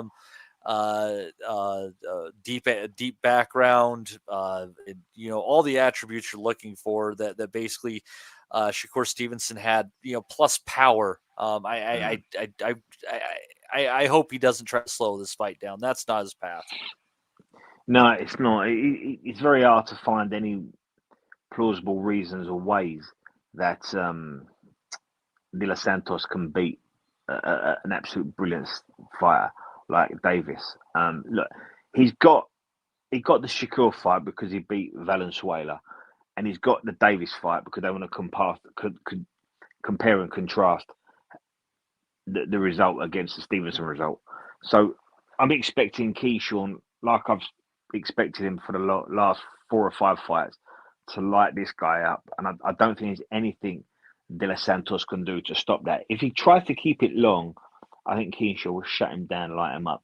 If he wants to go tight and close with Keyshawn will step off, understand range the way he does, and light him up. It's a real hard fight for De Los Santos, and it's very hard for me to make any sort of find a reasonable way where I can say Keyshawn struggles. I think Keyshawn is the pick of that brilliant crop at lightweight. I think he's now he's got a version of a world title, and he won that last time out. So he's cemented now in that little group, and I think anyone in that division will be looking at Keyshawn now as the one that's going to step in and perhaps sit at the top of that group. I think he's very, very good, and that includes Tank, and it includes Shakur Stevenson. I think Keyshawn's the pick of the lot. I really do. I'm not saying he beats Tank, by the way, but I think he's the one that Tank would have to worry about. All right. Yeah. So, yeah, that'll be on Saturday. And I guess we'll get a report back from Justin after attending live. It's nice when we get those. It's a rare occasion. It's really interesting that Justin said, though, that I'm going to drive 4 hours. Like people in the UK, we can't fathom that. Because if you drove 4 hours in the UK, you're pretty much crossing the country, right?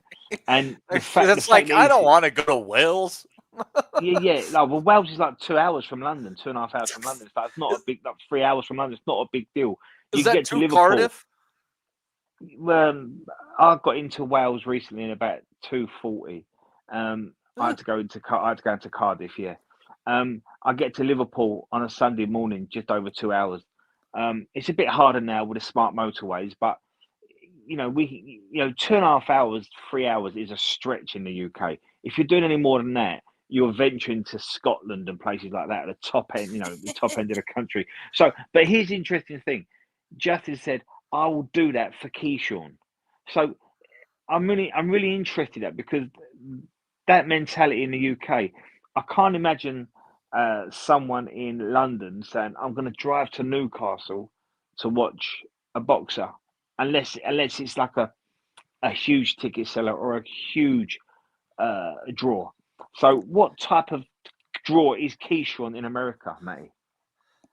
Not a huge one, but I think he's a regional draw at this point in time, and right, yeah. And he's part of the whole Crawford Bomac circle and stuff. And I think that if Crawford gets the win against Canelo, I think that all of those guys and that team is going to get a big bump. It's kind of like one of those things, like you might have like the building blocks of the modern Kronk, right? Yeah. So yeah, I don't know. We'll see. Hopefully they get all that shit figured out. But we got a card coming in. Obviously, you guys are looking forward to this one. Where did then close my damn window. Why did I do that? It's because I was looking at the drive time. So just give you an idea real quick in the middle here, though. So I was thinking about driving to Wichita to see Deontay Wilder, right? You guys know I love Wilder, and I think he'll be able to beat this guy.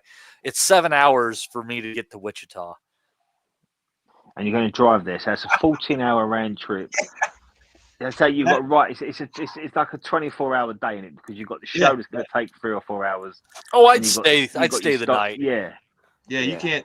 We went to Atlanta last week, and it's 5 hours to Atlanta. But I'm so used to driving, because that's what I do every week. Mm-hmm. So it's like I don't mind the drive. Yeah. I think some people that can't handle it are going to be like, why are you driving 4 hours? But hey, Keyshawn, I think, is going to be a future superstar. And I might as well drive 4 hours, get the hometown crowd. We don't get that experience here much, so I'm going to get to see him fight. When I saw Deontay fight in front of his home fans was cool. When I went to Alabama, he's like, how it is. It's cool to see the guy fight, a superstar guy fight in his hometown. The crowd's different. the feel is just different. And so that's why I want to go. And like I said, my brother, he's not a huge boxing guy. I just say he's going and he goes. Yeah. He really has no choice in the whole matter. He just has to go because that just is what it is. He's the younger brother, so he goes. And he's been with me to Hopkins fights. He's been all over the place with me because he just goes. Sounds nice. And so I make him go. My buddy's going with me when we go to BAM. That's a little bit different. I'm flying out there because I'm gonna see my niece and nephew for a week. But I was like, hey, Frisco is about the same drive, about 4 or so hours. I'm gonna make that. Now I'm not driving 7.5 hours to see Deontay Wilder fight some random ass dude in Wichita. That would be a little over the line. I like Deontay, but not this version of Deontay. He would have to be fighting somebody pretty good to drive a 14-hour round trip to watch Deontay Wilder fight at this point. Well, you say that, but do you know what else is in Wichita, Kansas? A zoo where you can have a penguin experience where you actually get in the water with penguins. So Deontay Wilder plus penguins, my cup runneth over. Rob, you know all about that. Like, you wouldn't go He out knocked of your out way. a few fucking penguins anyway, the bastard, on the way up. You would absolutely go and have a penguin experience and before a Deontay Wilder fight. Like, doesn't that sound like a great time? The only thing that sucks is it's in Kansas. Well, the only thing that sucks is it's in Kansas, so I can't be high when I do it. It's they don't have the laws like they have here in Colorado. But like that would be the only thing that make it better, being really, really high and getting to hang out with penguins. I don't know. Sounds like a ball. Being really, really high and fighting Deontay Wilder about have the same effect. You know, that way you go to another dimension. Yeah, especially if you're a fucking penguin. You know that way. See what happened to the fucking trash can on Mexican TV? Dusty Bin knocked him into fucking oblivion, didn't he? Bolivian. Hey, so we're just, I'm trying to remember what card we were getting to, but we've done some previews. Why don't you go ahead and give me your review of anything that you saw this week, Plant, et cetera, et cetera. Plant things frustrate me because in this current climate, we're kind of getting warm-up fights that we don't need. We don't need to see Caleb Plant fight fucking what's the guy that beat him? Armando Resendiz. We don't need Resendiz versus Plant. We don't need Charlo versus that fucking bin lifter that he knocked over in 5 rounds. Just fucking go to each other. If the fight's good, we'll have the rematch. You know what I mean? Turkey Al Sheikh's calling the fucking shots. We don't need all this Al Heyman, PBC, politicking and fucking hootenannying. Just fucking go in with each other. You fucked up the bag now. Plant and Charlo would have been a great fight. It would have been a great event. Plant has an expiry date, I think, on his style. I think his early career when he was a little bit faster and he hadn't had the Canelo payday. There was a little bit more fucking spring to the step. That's gone now. Like, we've missed an opportunity. Now, Charlo's saying he wants his leg back. Obviously, he doesn't want to fight Resendiz or whatever the fuck his name is. That's a tough out for him. Like, he wants to fight the Caleb Plant. It's an easy fight to sell. But why not fucking fight each other? We don't... All these warm-ups and shit's going wrong in the warm-up. Like, we don't need it. Just get to each other. And if the fight's good enough, we run it back. Like, Caleb Plant, I'm on the fucking... I am Caleb Plant in a lot of ways. You know what I mean? I am the soulful white boy. I have fucking... I empathize with Caleb Plant's struggles in a lot of ways. I have a beard. I like women with big asses. Yeah, He's of course. Practically your brother. I'm in the gang. Like, I'm in the gang. I'm on team Caleb Plant. But like that style and everything, like, I think he hasn't got a lot of snap on the punches. I think Caleb Plant's style was exciting earlier in his career when he was good on the feet. I think he slowed down a step. I think the Canelo payday has a fucking effect on that. No matter what fellas say, like, it's harder to get up and train and do your normal runs and your normal sparring and keep that sharpness when you have so much money in the bank. He's had the Berlanga fight, the fucking Benavidez fight. He hasn't had Berlanga, but he has Benavidez, he has Canelo, he has a lot of big paydays in the tank. And this was a takeover fight for him. And he got caught out, as Des says. Massive respect to the guy who came to fight, by the way, but I just think, fucking, what's the point of these fucking warm-up fights? Charlo and Plant is as big a fight as it's going to get, no matter when you have it in the schedule. It's not going to be a bigger fight because the two of these have had a warm-up. Like, it's ready to cook right now. Like, so let's get the two of them in the ring with each other. What's the point of this? Like, and it just ends up fucking it up. Charlo has no interest in fighting that guy that beat Plant. Plant's biggest fight that he could possibly make is Charlo. Why not make it? Like, why not make it? It just there's too much room for error in those kind of fucking warm up fights, and the winner fights each other kind of scenarios. If you get me, like. I love it when the shit blows up in their face. Fuck them for trying to plan the future like that. Yeah, but whose idea was this though? To get me, like, it's like just go to each other now. Like, Plant doesn't need a fucking warm up, man. He's been 168 champion. Charlo might need the warm up. We get that, like having them on the. I get the logic of having the two of them on the same bill. They beat knockover opponents. They go on to fight each other. A bit of trash talking. Caleb Plant hit him with the fucking nice little slap at the fucking backstage of whatever fucking fight that was. I think it was Canelo, Charlo, smaller Charlo. But we needed to see that fight now. Like, it's and now they delay it. And what happens? Like, Charlo comes back and he knocks fucking that guy, Resendiz or whatever the fuck his name is, kicking, like. And we're no further along the pecking order into who's the best. Like, it's like Charlo and Plant need to fight each other. Like, and now they're going to fight each other. One's coming off a loss. It's just didn't need to happen. Like. Not saying the guy didn't deserve his moment. By the way, he won the fight. By the way, versus Caleb Plant. Like, but and like I say, Caleb Plant's style might have an expiry date. He's brilliant at moving around the ring. He never had much pop, but when you slow down, like that's a death match almost, like. But anyway, look, I'm a bit pissed off about this fucking warm up scenario. Like, just walk to each other, have the rematch. You know what I mean? No, I hear you. Let's see here. Where were we on this? Oh, here you go. Des, here's an undercard for you to preview for us. And I don't know if anything has changed as far as one of these fights, but let's start on what seems interesting to me and work our way up.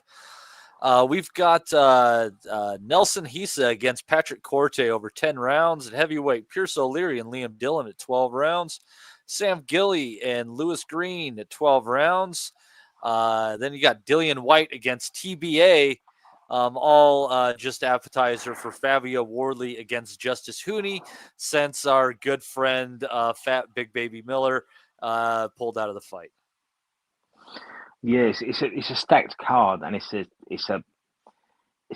I say, it's got Frank Warren's fingerprints all over it. It's getting a lot of mixture out here.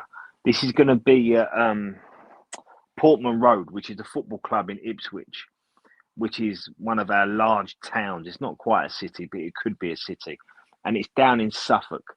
And they're not known for a lot other than farming in Suffolk. But they've got a football team that's just been relegated from a Premier League. That was a big deal, having a season in the Premier League. Well, that fucking hurts. That has to suck so much money out of a local economy.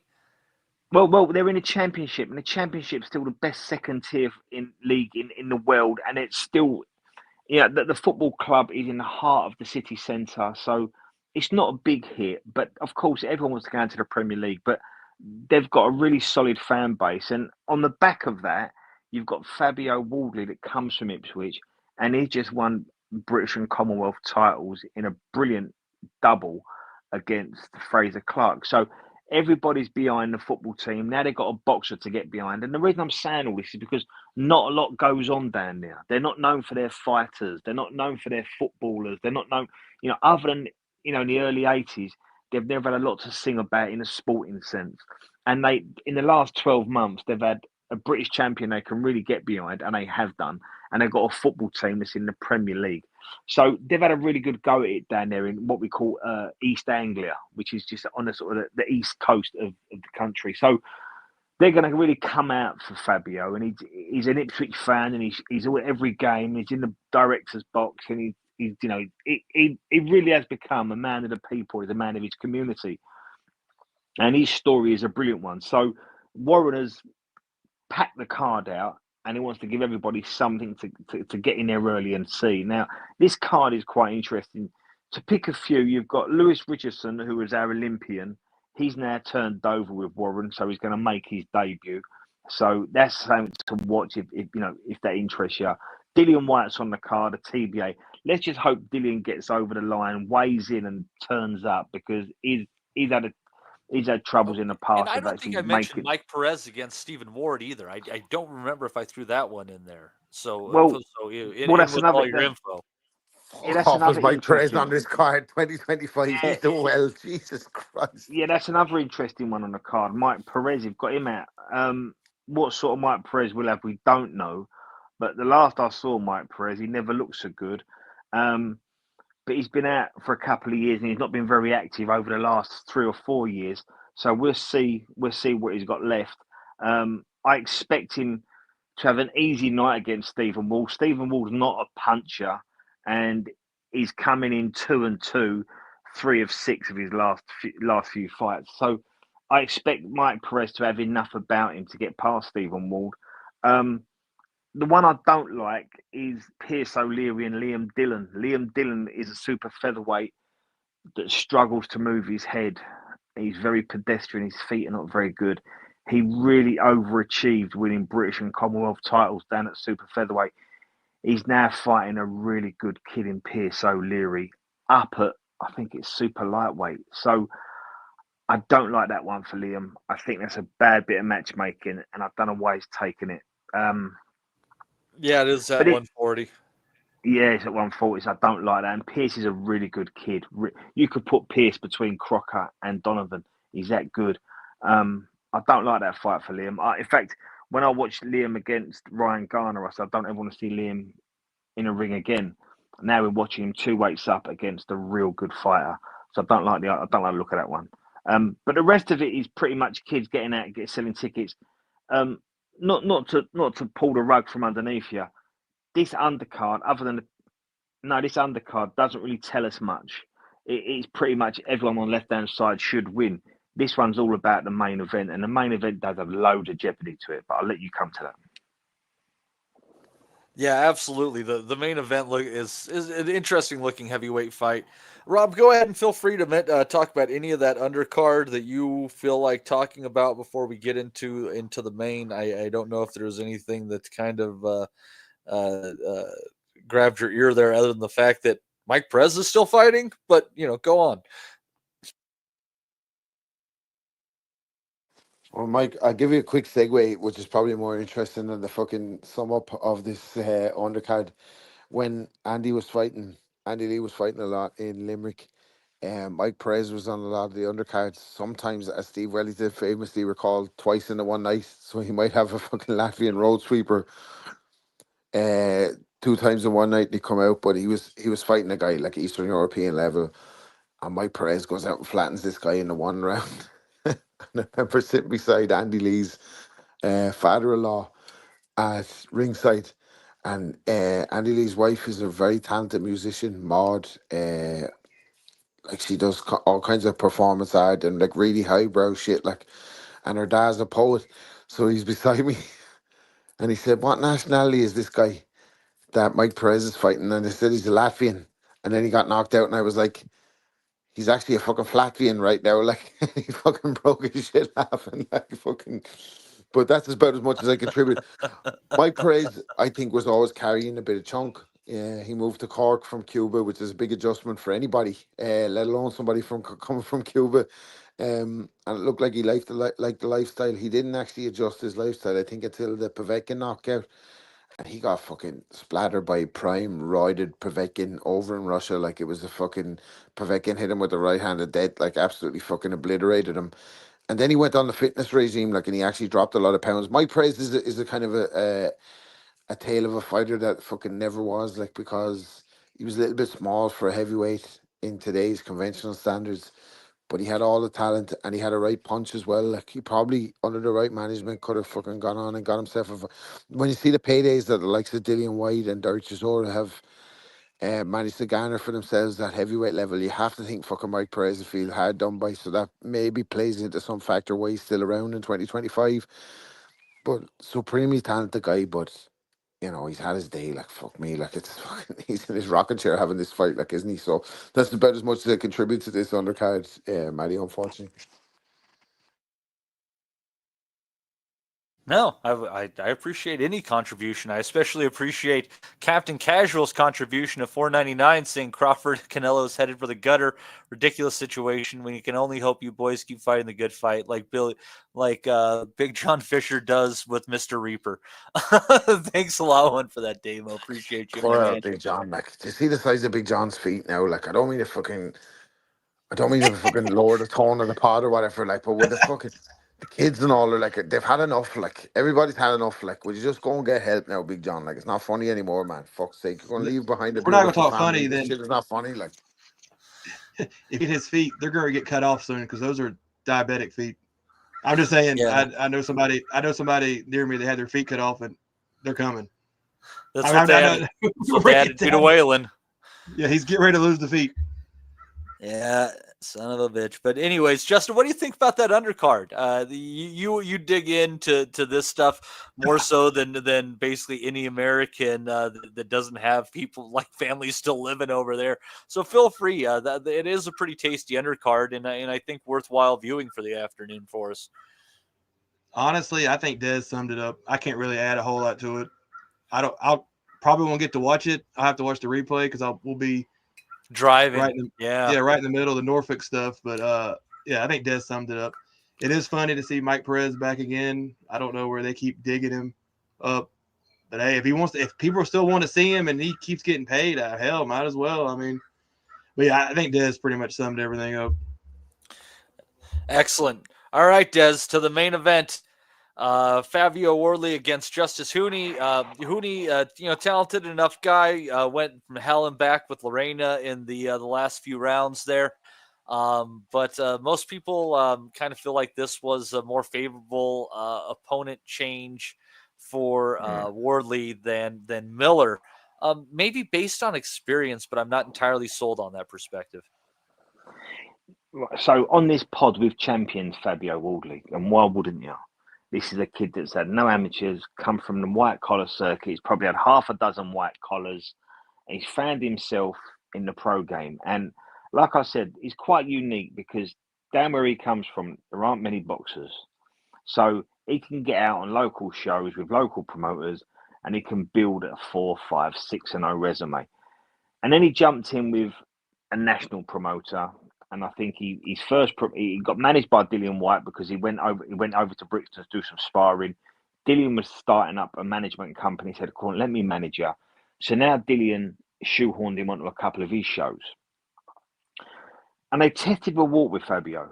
And he didn't do nothing wrong. And then they put him in against Simon Vallily. And Simon was a really good amateur, standout. And I think the word in boxing was a good amateur who's turned pro will find Fabio out. But Fabio blitzed him inside 3 rounds. And then they gave him Eric Molina. Well, we can have it's a gauge. We know a little bit about Eric. We can see what Fabio's made of. Then they gave him Nick Webb. Now, Nick Webb's a reasonably good fighter. You know, he came in on that nearly sort of 20 fights in, hadn't lost many, has won a version of a Southern Area belt. You know, Nick Webb can fight, and that's a gauge. And Fabio done him in a round. Now, a lot of people in boxing thought, when's this going to come a tumble? When are people going to find out about Fabio Wley? Is he that good? Did he punch that hard? Or is he a bit of a bluffer? So they put him in with Nathan Gorman. He blitzed Nathan. And the big one was David Adelaide. Now, David Adelaide was a national amateur champion, been around the GB setup, turned pro, won his British title, and goes into the Fabio fight undefeated. And Fabio gets to him, half turns the fight around and does him in the 7th round. So when's this going to stop? So they've chucked him in with Fraser Clark. Now, Fraser was Olympic bronze. He had his own parking space at the Elite Institute of Sport. He was there for nearly a decade. And he got a draw in what was one of the fights of the year. And in the return, everyone thought Fraser will get better. And Fabio went and iced him inside 90 seconds. So where's this Fabio Wley journey going to come to a stop? When's he going to get found out? And I actually felt that the Gerard Miller fight was a hard one for Fabio. And I thought the switch suited him. But we've got guys on our chat, on our Nutters chat, that come from certain parts of the world and know a little bit about Hooney, and they've convinced me that this Hooney could be someone to catch Fabio out. Now, when you look at Fabio's resume, as much as I've just talked it up, as much as I've said, he's pulled up trees and done really well, he's done really well for the ceiling that they placed upon him. His best win is still Fraser Clark. And we don't think much of Fraser Clark, do we, as a rule? So how good is Fabio Wley? Well, we're going to find out on Saturday. What we know about Hooney is he can box, but he can't punch. Now, will that really suit Fabio Wley? Because Fabio can punch, he's quite intense, and he sets a very fast pace. He comes in at a very good weight. He's going to have the crowd behind him, and it's a homecoming. I don't know much about Hooney, other than what I've been told. But people that I respect tell me that he's the guy that could catch Fabio out, but I just can't see it. I don't think he hits hard enough. I don't think he's been active enough. And I don't think having a hard fight with Kevin Lorena tells me that he beats Fabio Wley. But this is very interesting. And it's interesting because I think we're all a bit boxing snobs. We all think Fabio didn't do it the conventional way, but he really has bucked a trend. I think Fabio beats Hooney and the show rolls on. But it's always interesting with Fabio because we're almost waiting for him to get caught out. But I don't think Saturday will be the night he gets caught out. I think he punches too hard. He fights with too much intensity. He's got too much good energy. And I think Hooney will get caught out on Saturday. But it's always interesting when Fabio boxes. Yeah, and it's nice if he's packing them in, and it'll be a good atmosphere there. Rob, what are your thoughts on the main event? Do you think Hooney has something to offer Wley, or is Wley just kind of working his way towards the top, in which we don't necessarily, if he has what it takes to go over that hump? Yeah, a lot of similar stuff to what they said. I don't think Wley is going to be a top level heavyweight. I don't think he's shown so far in what we've seen of him that he has what you can get to be a top level heavyweight. He could punch a bit, but against what? That way. Like you'd have to fucking clear for him if he went into, and look, the heavyweight division is there, as we said, for many years. The heavyweight division is there for the taking. You have your kind of gatekeepers. Well, how would Wardy do against a Hrgovic? You have to think a Hrgovic would give him a tough night, wouldn't you? Like, so he could put like Nathan Gorman, these guys, fucking Daniel Dubois blasted out, fellas that can't take a shot. You have to think he looked good against him. Adelaide's very raw, man. Like very, very fucking raw. Like the Fraser Clark fight, Fraser looked like his heart's not maybe in it. Not taking anything away from Wadley, by the way. You know what I mean? I'm giving him his props, but at the same time, I think he's a puncher at a level. I think he's a fighter at a level, and I think he's just ability-wise, I think he's just below the top tier of heavyweights, and that's not saying much. So I'd like to see him come through this.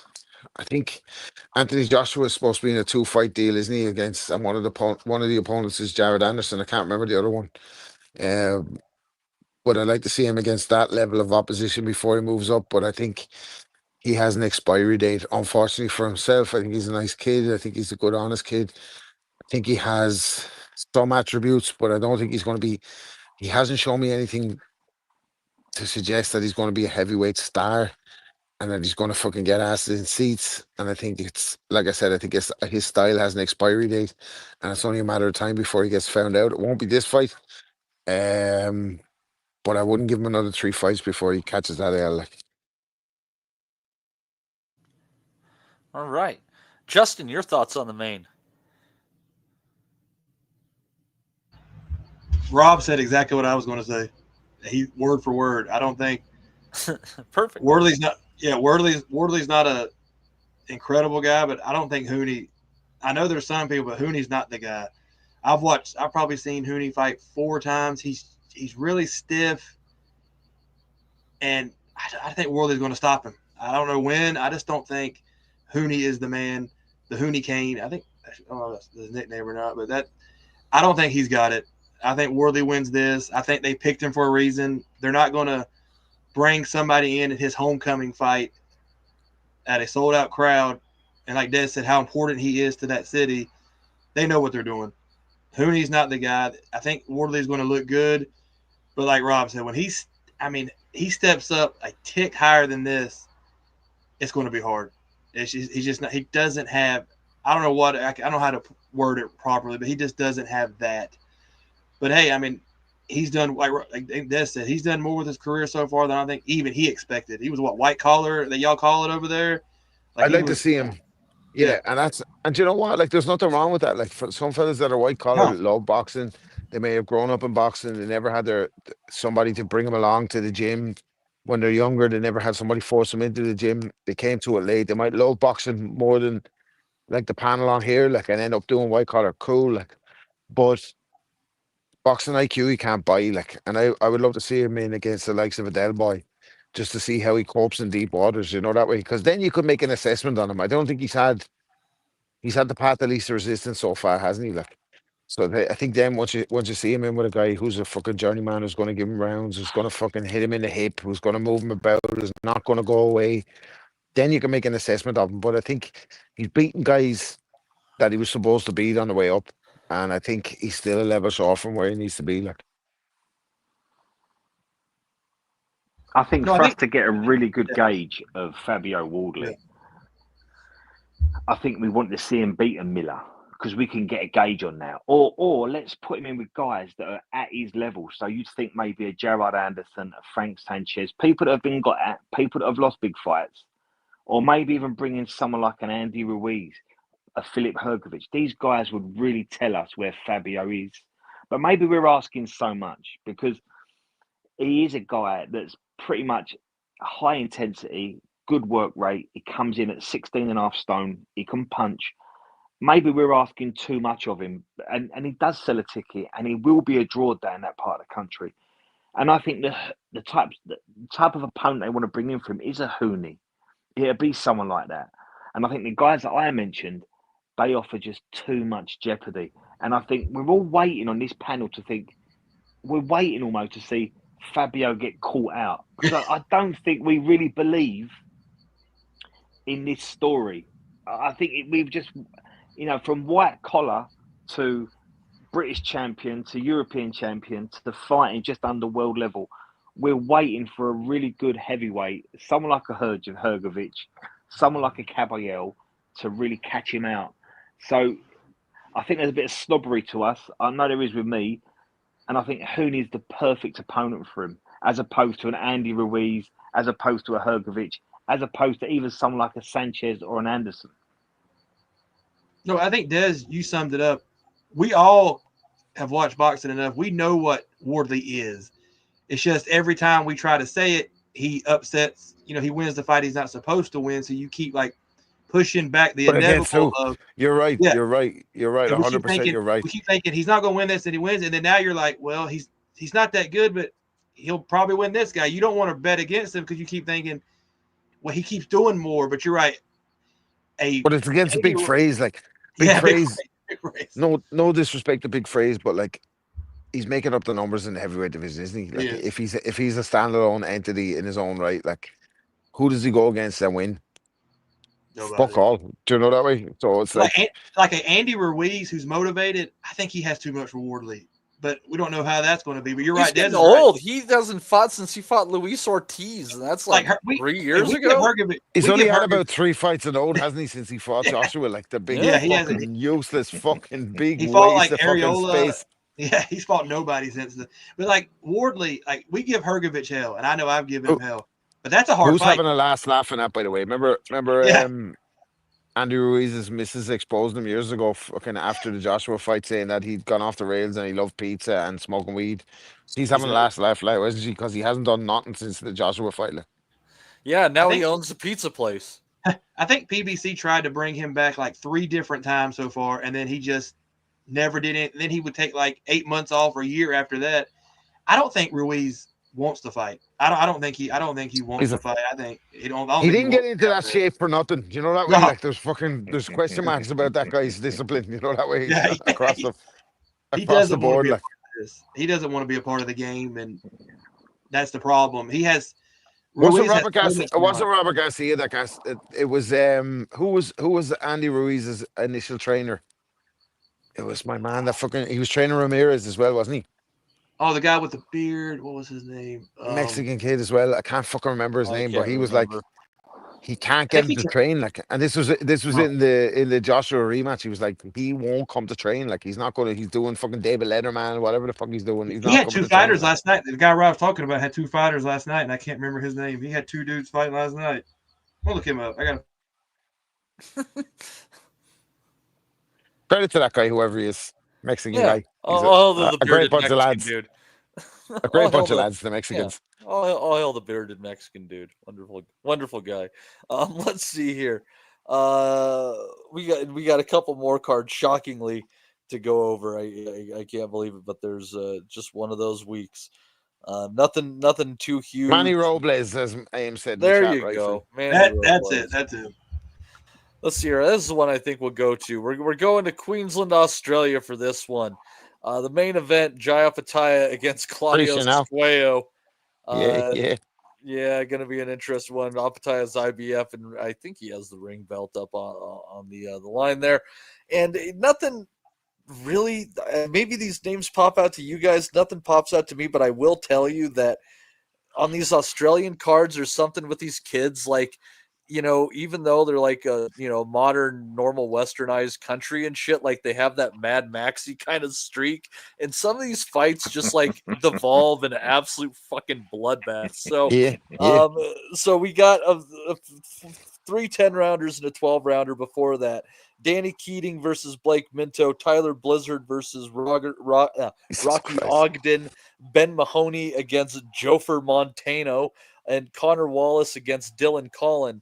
One of these is going to end up being a war. It's just how it works out on these Aussie cards. Be ready. Do you know what I for it. love about the Aussie cards, by the way? The commentators, man. They're worse than the Brits. They're fucking into it. They are 100% behind it. Remember they used to hype Anthony Mundine and Danny Green like they were the fucking second coming of fucking Sugar Ray Robinson. Like they really. Oh, and then when Danny Green knocked out Roy Jones Jr., like I swear they all came in their pants simultaneously. What are you bringing that up for? Bringing up bullshit. Fucking, that was a fucking, should have been a disqualification. He hit him behind the head. He did. That's a true story. Yeah, none of these fights are shit. Hopefully one of them comes up with something so we can talk about it next week. But actually, do you know what? In the Australian, sometimes you're right. Like sometimes they do throw up a fucking a humdinger. Remember Dara Foley upset the odds against a Ty Telford. Do you remember that Australian prospect Ty Telford? And it was like that one for shit. Oh, it was like fight of the year at the time. Like it was like Rock'em Sock'em Robots. Like Foley fucking stood up to the test, started fucking pinging this guy. Like, and Telford was like the Australians' next Zoo son of Zoo. he was being highly touted. Like, but that was a good fight. But yeah, the domestic cards, they hype them in Australia. They get good crowds. They get good pay-per-view money. There's a big breakout opportunity for an Australian boxing star, fringe world level. They really get behind their guys. Like, well, maybe some of those guys could turn up a good fucking fight. But what you just listed off is not really fucking whetting the appetite here. I'll be honest with you. No, Matt, you would have to get a second job if you lived in Australia. I think this thing's like $100. Like they charge like out. Yeah, they love the pay-per-views as well, don't they? Like every fight, I think they said there's some law. I think every fight, it doesn't matter who it is, has to be pay-per-view. So these people in Australia are paying like $400 or $500 a year to watch this shit. I mean, it is crazy how much they shove it down your throat. Mundine was like $125. I remember his like last fight. It's crazy money you got to spend. It balances out though because they're getting home and away and neighbors for free, so you can't have everything. You know that way. It is crazy though. Yeah, I think I'd probably just have to become friends with Father Dave and watch it at his house. Yeah. So Claudio Squayo, the opponent of Jaya Pataya, he is an Italian. That's why you should give him a chance. Always give the Italians a chance. He hasn't fought. Never bring a knife to a gunfight, Matty. Is that right? Yeah, no. Yeah, let's not even. That he hasn't fought anybody of note. I mean, this would just be like a wop to bring a knife to a gunfight. He would be pulling one out of the fire here.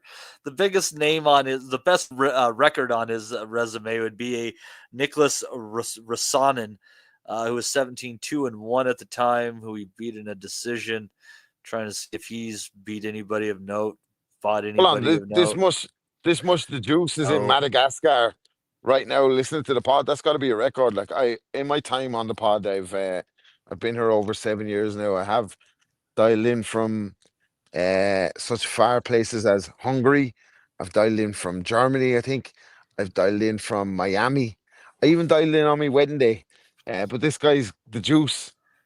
Is dialing in from Madagascar, so he's down in a Disney Pixar fucking recreation. He could be hanging out with lemurs, but the juice is spending his Sunday with us, and we appreciate you.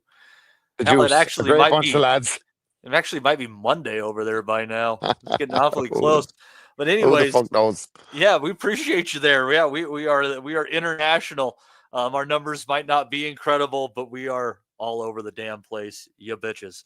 But let's see. Yeah, there's no one on his Juice is loose, resume. such a man. The juice is loose, unbelievable. That's what you're tuning in for. Yeah, if anybody likes OJ Simpson jokes, by the way, be sure to go to check out the compilation of Norm Macdonald OJ jokes from when he was on Saturday Night Live. It's what got him canned. But I got to tell you guys, this guy has fought nobody. It would be miraculous if he was able to pull it out of the fire. His amateur record 0-2. I'm looking to see. Yeah, maybe he was an Olympian or something. This is like every Opatai opponent now is a nobody. Whose name isn't Maris Bradis. Yeah.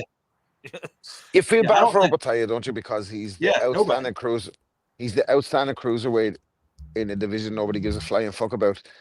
Over the years, people paid attention to cruiserweight because the outstanding cruiserweight could potentially move up the heavyweight and do something like an Opatai. I think could be an opponent for some guys. Like I think it'd be a perfect breakout opponent for like a Moses Atuma or someone like that. Like, but he's not going to go up and fucking go 270 and start fucking toppling these guys, isn't he? Is he like so?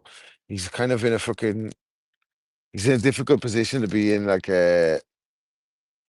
claiming the plaudits or gaining the adoration like of a fucking top level guy in the sport, even if he's the best cruiserweight in the world by a long shot. Like at this point in time, it just kind of seems like a native getting revenge on British people. I mean, I know Squeo's Italian, but I mean, other than that, he's just basically been beating the shit out of fucking British people over his career, just like getting revenge.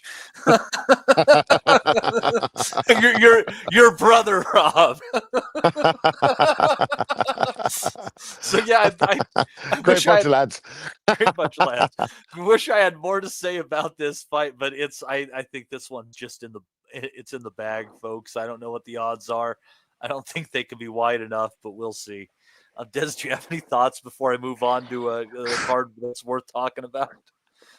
Yeah, I think the Opatai situation is indicative of where boxing is at the moment. There isn't a lot of money and there isn't a lot of interest. So they're just trying to cultivate any interest they possibly can. Rob said earlier on, why don't they get Plant and Charlo to fight last night? Why have they got to have a warm-up and a warm-up to the warm-up and then another one before the big one? Because what happens is they get beaten, these kids, because they're probably not good enough to have 2 or 3 tick-overs, stay in the gym, not fall off. And that's exactly what's happened. But I think the conversations have taken place with a promoter where he said, look, we can make the fight now and you both get this much money, but why don't we build it? Why don't we get you out? We've got a contract with a network. We can guarantee you this much. And let's do that 2 or 3 times. And let's build a big one next May or something like that. And it's all come a tumble. It's all come undone at the seams. The same conversation. Do you know what? Like the trilogy is the last art, isn't it? Like the fight's close. Let's have the trilogy. Like it's a lost art. Like Rob, we said this last week. Why is this card even happening? What's the point? What did it tell us? But it's the same with J.O. Opatai, but in a slightly different twist. He comes with television and good numbers, so they're saying rather than move up to the heavyweights, which would really be exciting, because Riakpor's gone that way and Akoli's gone that way, and you've got smaller guys up there now dominating in terms of Usyk and Joe Parker. Like Fabio Wley's British and European champion, he's doing bits. There's things to be had for the smaller heavyweight now, but he's still staying at cruiser. And the only fight at cruiserweight that's worth anything is the Zerdo fight. But they're so invested in keeping this going. Australian TV or that whole part of the world, Opatai don't have to box anyone above area level to sell. And they're just saying, let's just keep squeezing every bit of juice out of this while we can until we have to move up. But they must know, people around Joe Opetaia must know there's more money, more excitement, potentially up at heavyweight. But we don't need to do that yet. So they're just keeping it because at the moment, I don't know what the viewing figures are. There's 20 million people in Australia. I don't know how many people tune into a Joe Opetaia fight, but there must be a value to it, which is why they're keeping him there. But as I said about the Caleb Plant and the Jermall Charlo situation, it doesn't help boxing and it don't help the interest in boxing. The public turn off, they don't turn on, and the fighters themselves don't benefit from it, as we saw last night with Caleb Plant. I don't think Opetaia is going to get caught out, but it doesn't help boxing in this situation. No, I agree. Yeah, no arguments for that take whatsoever. But so we got one more card to talk about. This one, I think a little bit more interesting as far as the main event goes. It is meaningful, but Justin, the aforementioned Floyd's bitch, the Cry and Tenshin Nasukawa taking on Victor Santillan at bantamweight as he works to restore his honor. Tomoya Suboi against Van Toy Tran. Also a bantamweight fight. And of course it's Japan, so this is going to be headlined by a bantamweight unification. Junto Nakatani, Ryosuke Nishida. I think that this is going to possibly be a very good fight. I think that just the firepower is going to tell. The experience is going to tell for Nakatani. I'm thinking last half of the fight, he takes out Nishida after maybe giving up 2-3 rounds or so before it happens. What are you thinking about that one, Justin? I agree. Me and you are both big fans of Nakatani, and he's been talking a lot of shit about Inoue, so he better have a good performance because he's been putting it out there, a lot of trash talking, so he better look good. But I think I'm like you. I think he'll stop him late. Nakatani just is legit power, and it's elite power. And he's long and he's left-handed and he has a great trainer. I just think, it's going to be a good fight, but he should stop him late.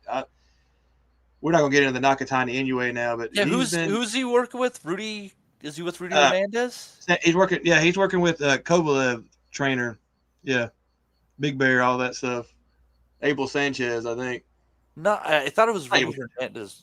Right, it's Rudy Hernandez. He's up in the Big Bear camp up there with him. Yeah, he's training in Big Bear for sure, though. Yeah. Well, they have really made the rounds after Inoue got knocked down and kind of put themselves in the situation with that. So he needs to look good because they have definitely left themselves open to have people talk about him because they're pushing hard for the Inoue fight. So he needs to take care of this, and we're not gonna get into that. I don't know how that fight would go right this second, but he's pushing it. And Nakatani should stop him. Probably a big left hand somewhere. Yeah, it's a good fight in Rob, but at the end of the day, all signs like we want to see these unifications. I think everybody is getting into the smaller Japanese fighters, even you. But if we're looking at anything for this hard punching Junto Nakatani and that wicked left hand of his, it's a showdown at 122 with countryman Naoya Inoue. Well, that's the money fight, isn't it? And that's the one that even drags. You could see, the Jake Paul casuals getting excited by the likes of fucking Nakatani, who's the fucking Nakatani Plaza, drilling people with the left hand. I should have and it then on you Christmas. have Inoue, who's the picture-perfect fucking, just punch-perfect fighter. Everything from balance to shot selection to knockout fucking highlight reel to spite on the finish. He has everything, and these two are going to collide. So you could see, even the outsider getting attracted by that. If they have a great fight, maybe you can run it back. For Nakatani is the kind of kryptonite here, isn't he? He's naturally bigger. He punches very, very hard. It's a question: can Inoue do all the Inoue stuff that he does with everybody else and put this guy where he wants him? And is he going to bite down and have a shootout with him, or is he going to try and outbox him? And can he stay away from him? So it's fucking massively intriguing. I couldn't put that. I couldn't put a bet on that now and say that I think Inoue would win convincingly or Nakatani would knock him out. It's a coin toss, and that's what you want to see. But yeah, I think it's still going to miss the trick for the wider mainstream. I don't think that division is appealing. I don't think Inoue's presence in Japan and Nakatani's in Japan brings anything in terms of cross promotional value across the Atlantic or whatever. But I could definitely see the casual being drawn into it. Like, Yeah, you just hope that they do it at a time where enough people have the ability to timers watch are the it. essence, isn't it? They don't want to wait this sit this one out, like, because if fucking Nakatani gets too big for him or anything. Like, Well, and especially with when you're seeing Inoue get knocked down in 2 of his last 3 fights as well. Like he's obviously he's still in exactly. the argument Now's the time to make it. number 1. Yeah. Yeah, it just Nakatani has that wicked left hand. It's so hard to not seeing him land it with conviction on Inoue and just seeing like what happens when that punch lands on Inoue. And it's so crazy to be looking at a fight that way, because normally the question is what happens when so and so is hit by Inoue, and this is completely reversed based on that left hand of Nakatani's and left hands consistently landing on Inoue. And Bradley called it, Rob. Like, that's something he, in one of the top ranked fights he called, he said whenever he throws that left hand, he drops his right a little bit. I mean, and he calls it, and it just for that moment that his chin is right fucking there. But as well as that, like, it's size sometimes matters. Like, you go on too long or you go up a division. Because honestly, in all my years watching boxing, I probably started watching boxing in 1985. I'd say seriously by 87, 88, I was all in. After Tyson won the world title, I was all in. I watched fucking tape every day. I read books every day. I watched boxing my whole life. I probably never saw a fighter with as much natural ability as Rigondeaux. Like, but I remember when he went up to fight Lomachenko and I backed him on the pod. I thought he might be able to pull it off boxing wise. But when he quit in the corner, I was like, it's just, there was nothing he could do with Lomachenko. Lomachenko can go up to lightweight. You get me? Like, it's like sometimes it's just a step too far. So is that the moment where Inoue unravels, like where he gets hit by Nakatani and it's just too much for him? Like, it's the size, that way. Because we saw a guy who probably pound for pound, and I hate that term or whatever, but like on a level playing field, if it's at fucking Inoue's natural weight, the last opponent doesn't catch him with that and drop him. You know what I mean?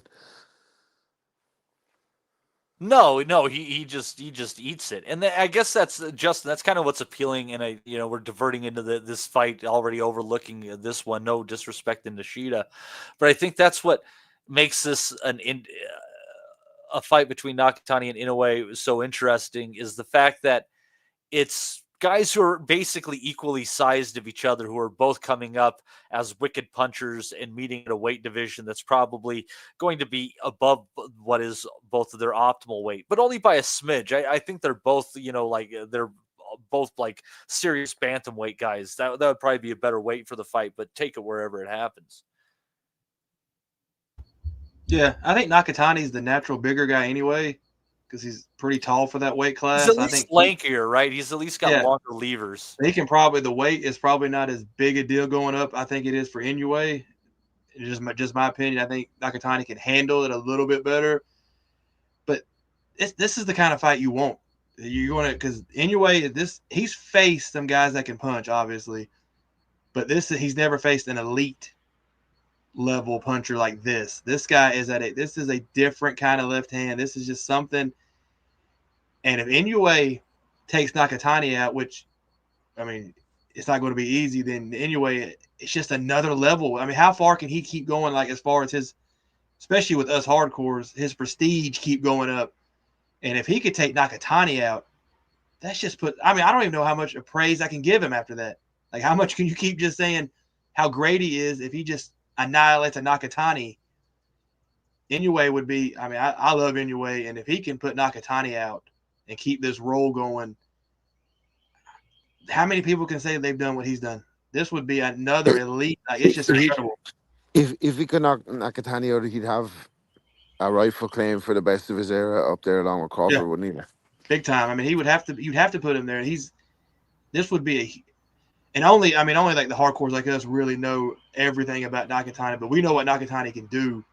This would be just another level of, man, I don't know. I don't think I could put any more praise on Inoue if he's able to do that. And then you got to think, Rob, I think y'all said trilogy a minute ago. this is one of those deals. If Nakatani can beat Inoue, this is a set up a trilogy fight then. Or even if it's like just very competitive and both guys touch can. With the Japanese and everything, they'll fight 2 or 3, 4 times if it's really good fights. And that's what I'm hoping for. I love Inoue, but I don't care if Nakatani, it's not like I'm going to be upset if Inoue loses. If Nakatani wins, awesome. I'm there for whoever wins. I just want to see a good fight. And this could definitely set up, the money they would make over in Japan if it was a really good fight. The first one, I mean, this will go 2, 3, 4. This would be awesome. I think they're going to do it because it's getting talked about too much now. Nakatani's talking about it a lot. It's getting discussed too much. I think if Nakatani wins, I'm not saying it's going to be the next fight, but it's coming. I don't think they're going to let this, like you said, everybody moving up and down. It's going to happen. And they don't mess around over in Japan. They get them in there. There's no reason not to have them fight. If they both want to do it, they're at the same area. They're going to do it. We're not going to see this fight. They're not going to have another warm up like the Charlos. We're not going to see all that. They're going to just do it. Nakatani's. It's going to be if he beats Ishida, which he should not easily, but he'll beat him. There's no reason we can't see this fight next. It's just getting discussed too much. Yeah, I think Akhmadaliev is the next one for Inoue, and then it would hopefully be Nakatani after that. So Akhmadaliev is the guy that I don't think he'll beat Inoue, but he can make Inoue look bad. He could. I don't think he'll beat him, but he just make him look bad because Akhmadaliev is really awkward, and that's another fight. Like I said, I don't think it'll mess up the whole fight with Nakatani. It's just if Inoue has to fight him, but I'd prefer to push Akhmadaliev out. Wouldn't that be just like boxing though for Akhmadaliev to have his apple cart upset by Topples, but then to come back and upset everyone's apple cart himself? Like that'd be just like boxing. Hey, I mean, if he beats him, he beats him. Yeah, I mean, you know what? Give him the Nakatani fight, or probably actually they would definitely rematch that. I imagine if he somehow beat Inoue, we're looking at another fight. Oh, yeah. So Nakatani's – actually, he wouldn't be screwing Inoue. He'd be screwing Nakatani because he would keep pushed back. Yeah, but, that sucked for Inoue just, getting knocked off of his pound-for-pound perch as well. I mean, just being undefeated and that shit. It's commanding earning, the earnings you command and stuff like that. But, I don't know. It's just kind of a cool time to be a boxing fan in the sense that there is an argument for who is number one pound for pound, and all of them are good arguments. I have no issue with someone saying Crawford, Usyk, or Inoue is pound for pound number one. I think all are reasonable, and I also think that just being like I can't decide between them, they're my 1A, B, and C. I think that's perfectly reasonable too. They're all exceptional fighters in their own right for different reasons. They're all guys carrying around an undefeated record right now. Two of them over, all three of them over multiple weight classes. One of them was kind of checked out on how far he can go. It is heavyweight, it is what it is. There are limitations, but so it's a good time to be a boxing fan in that sense. Other reasons, maybe not, but the fact that there's such talented guys at the top, it's great to discuss.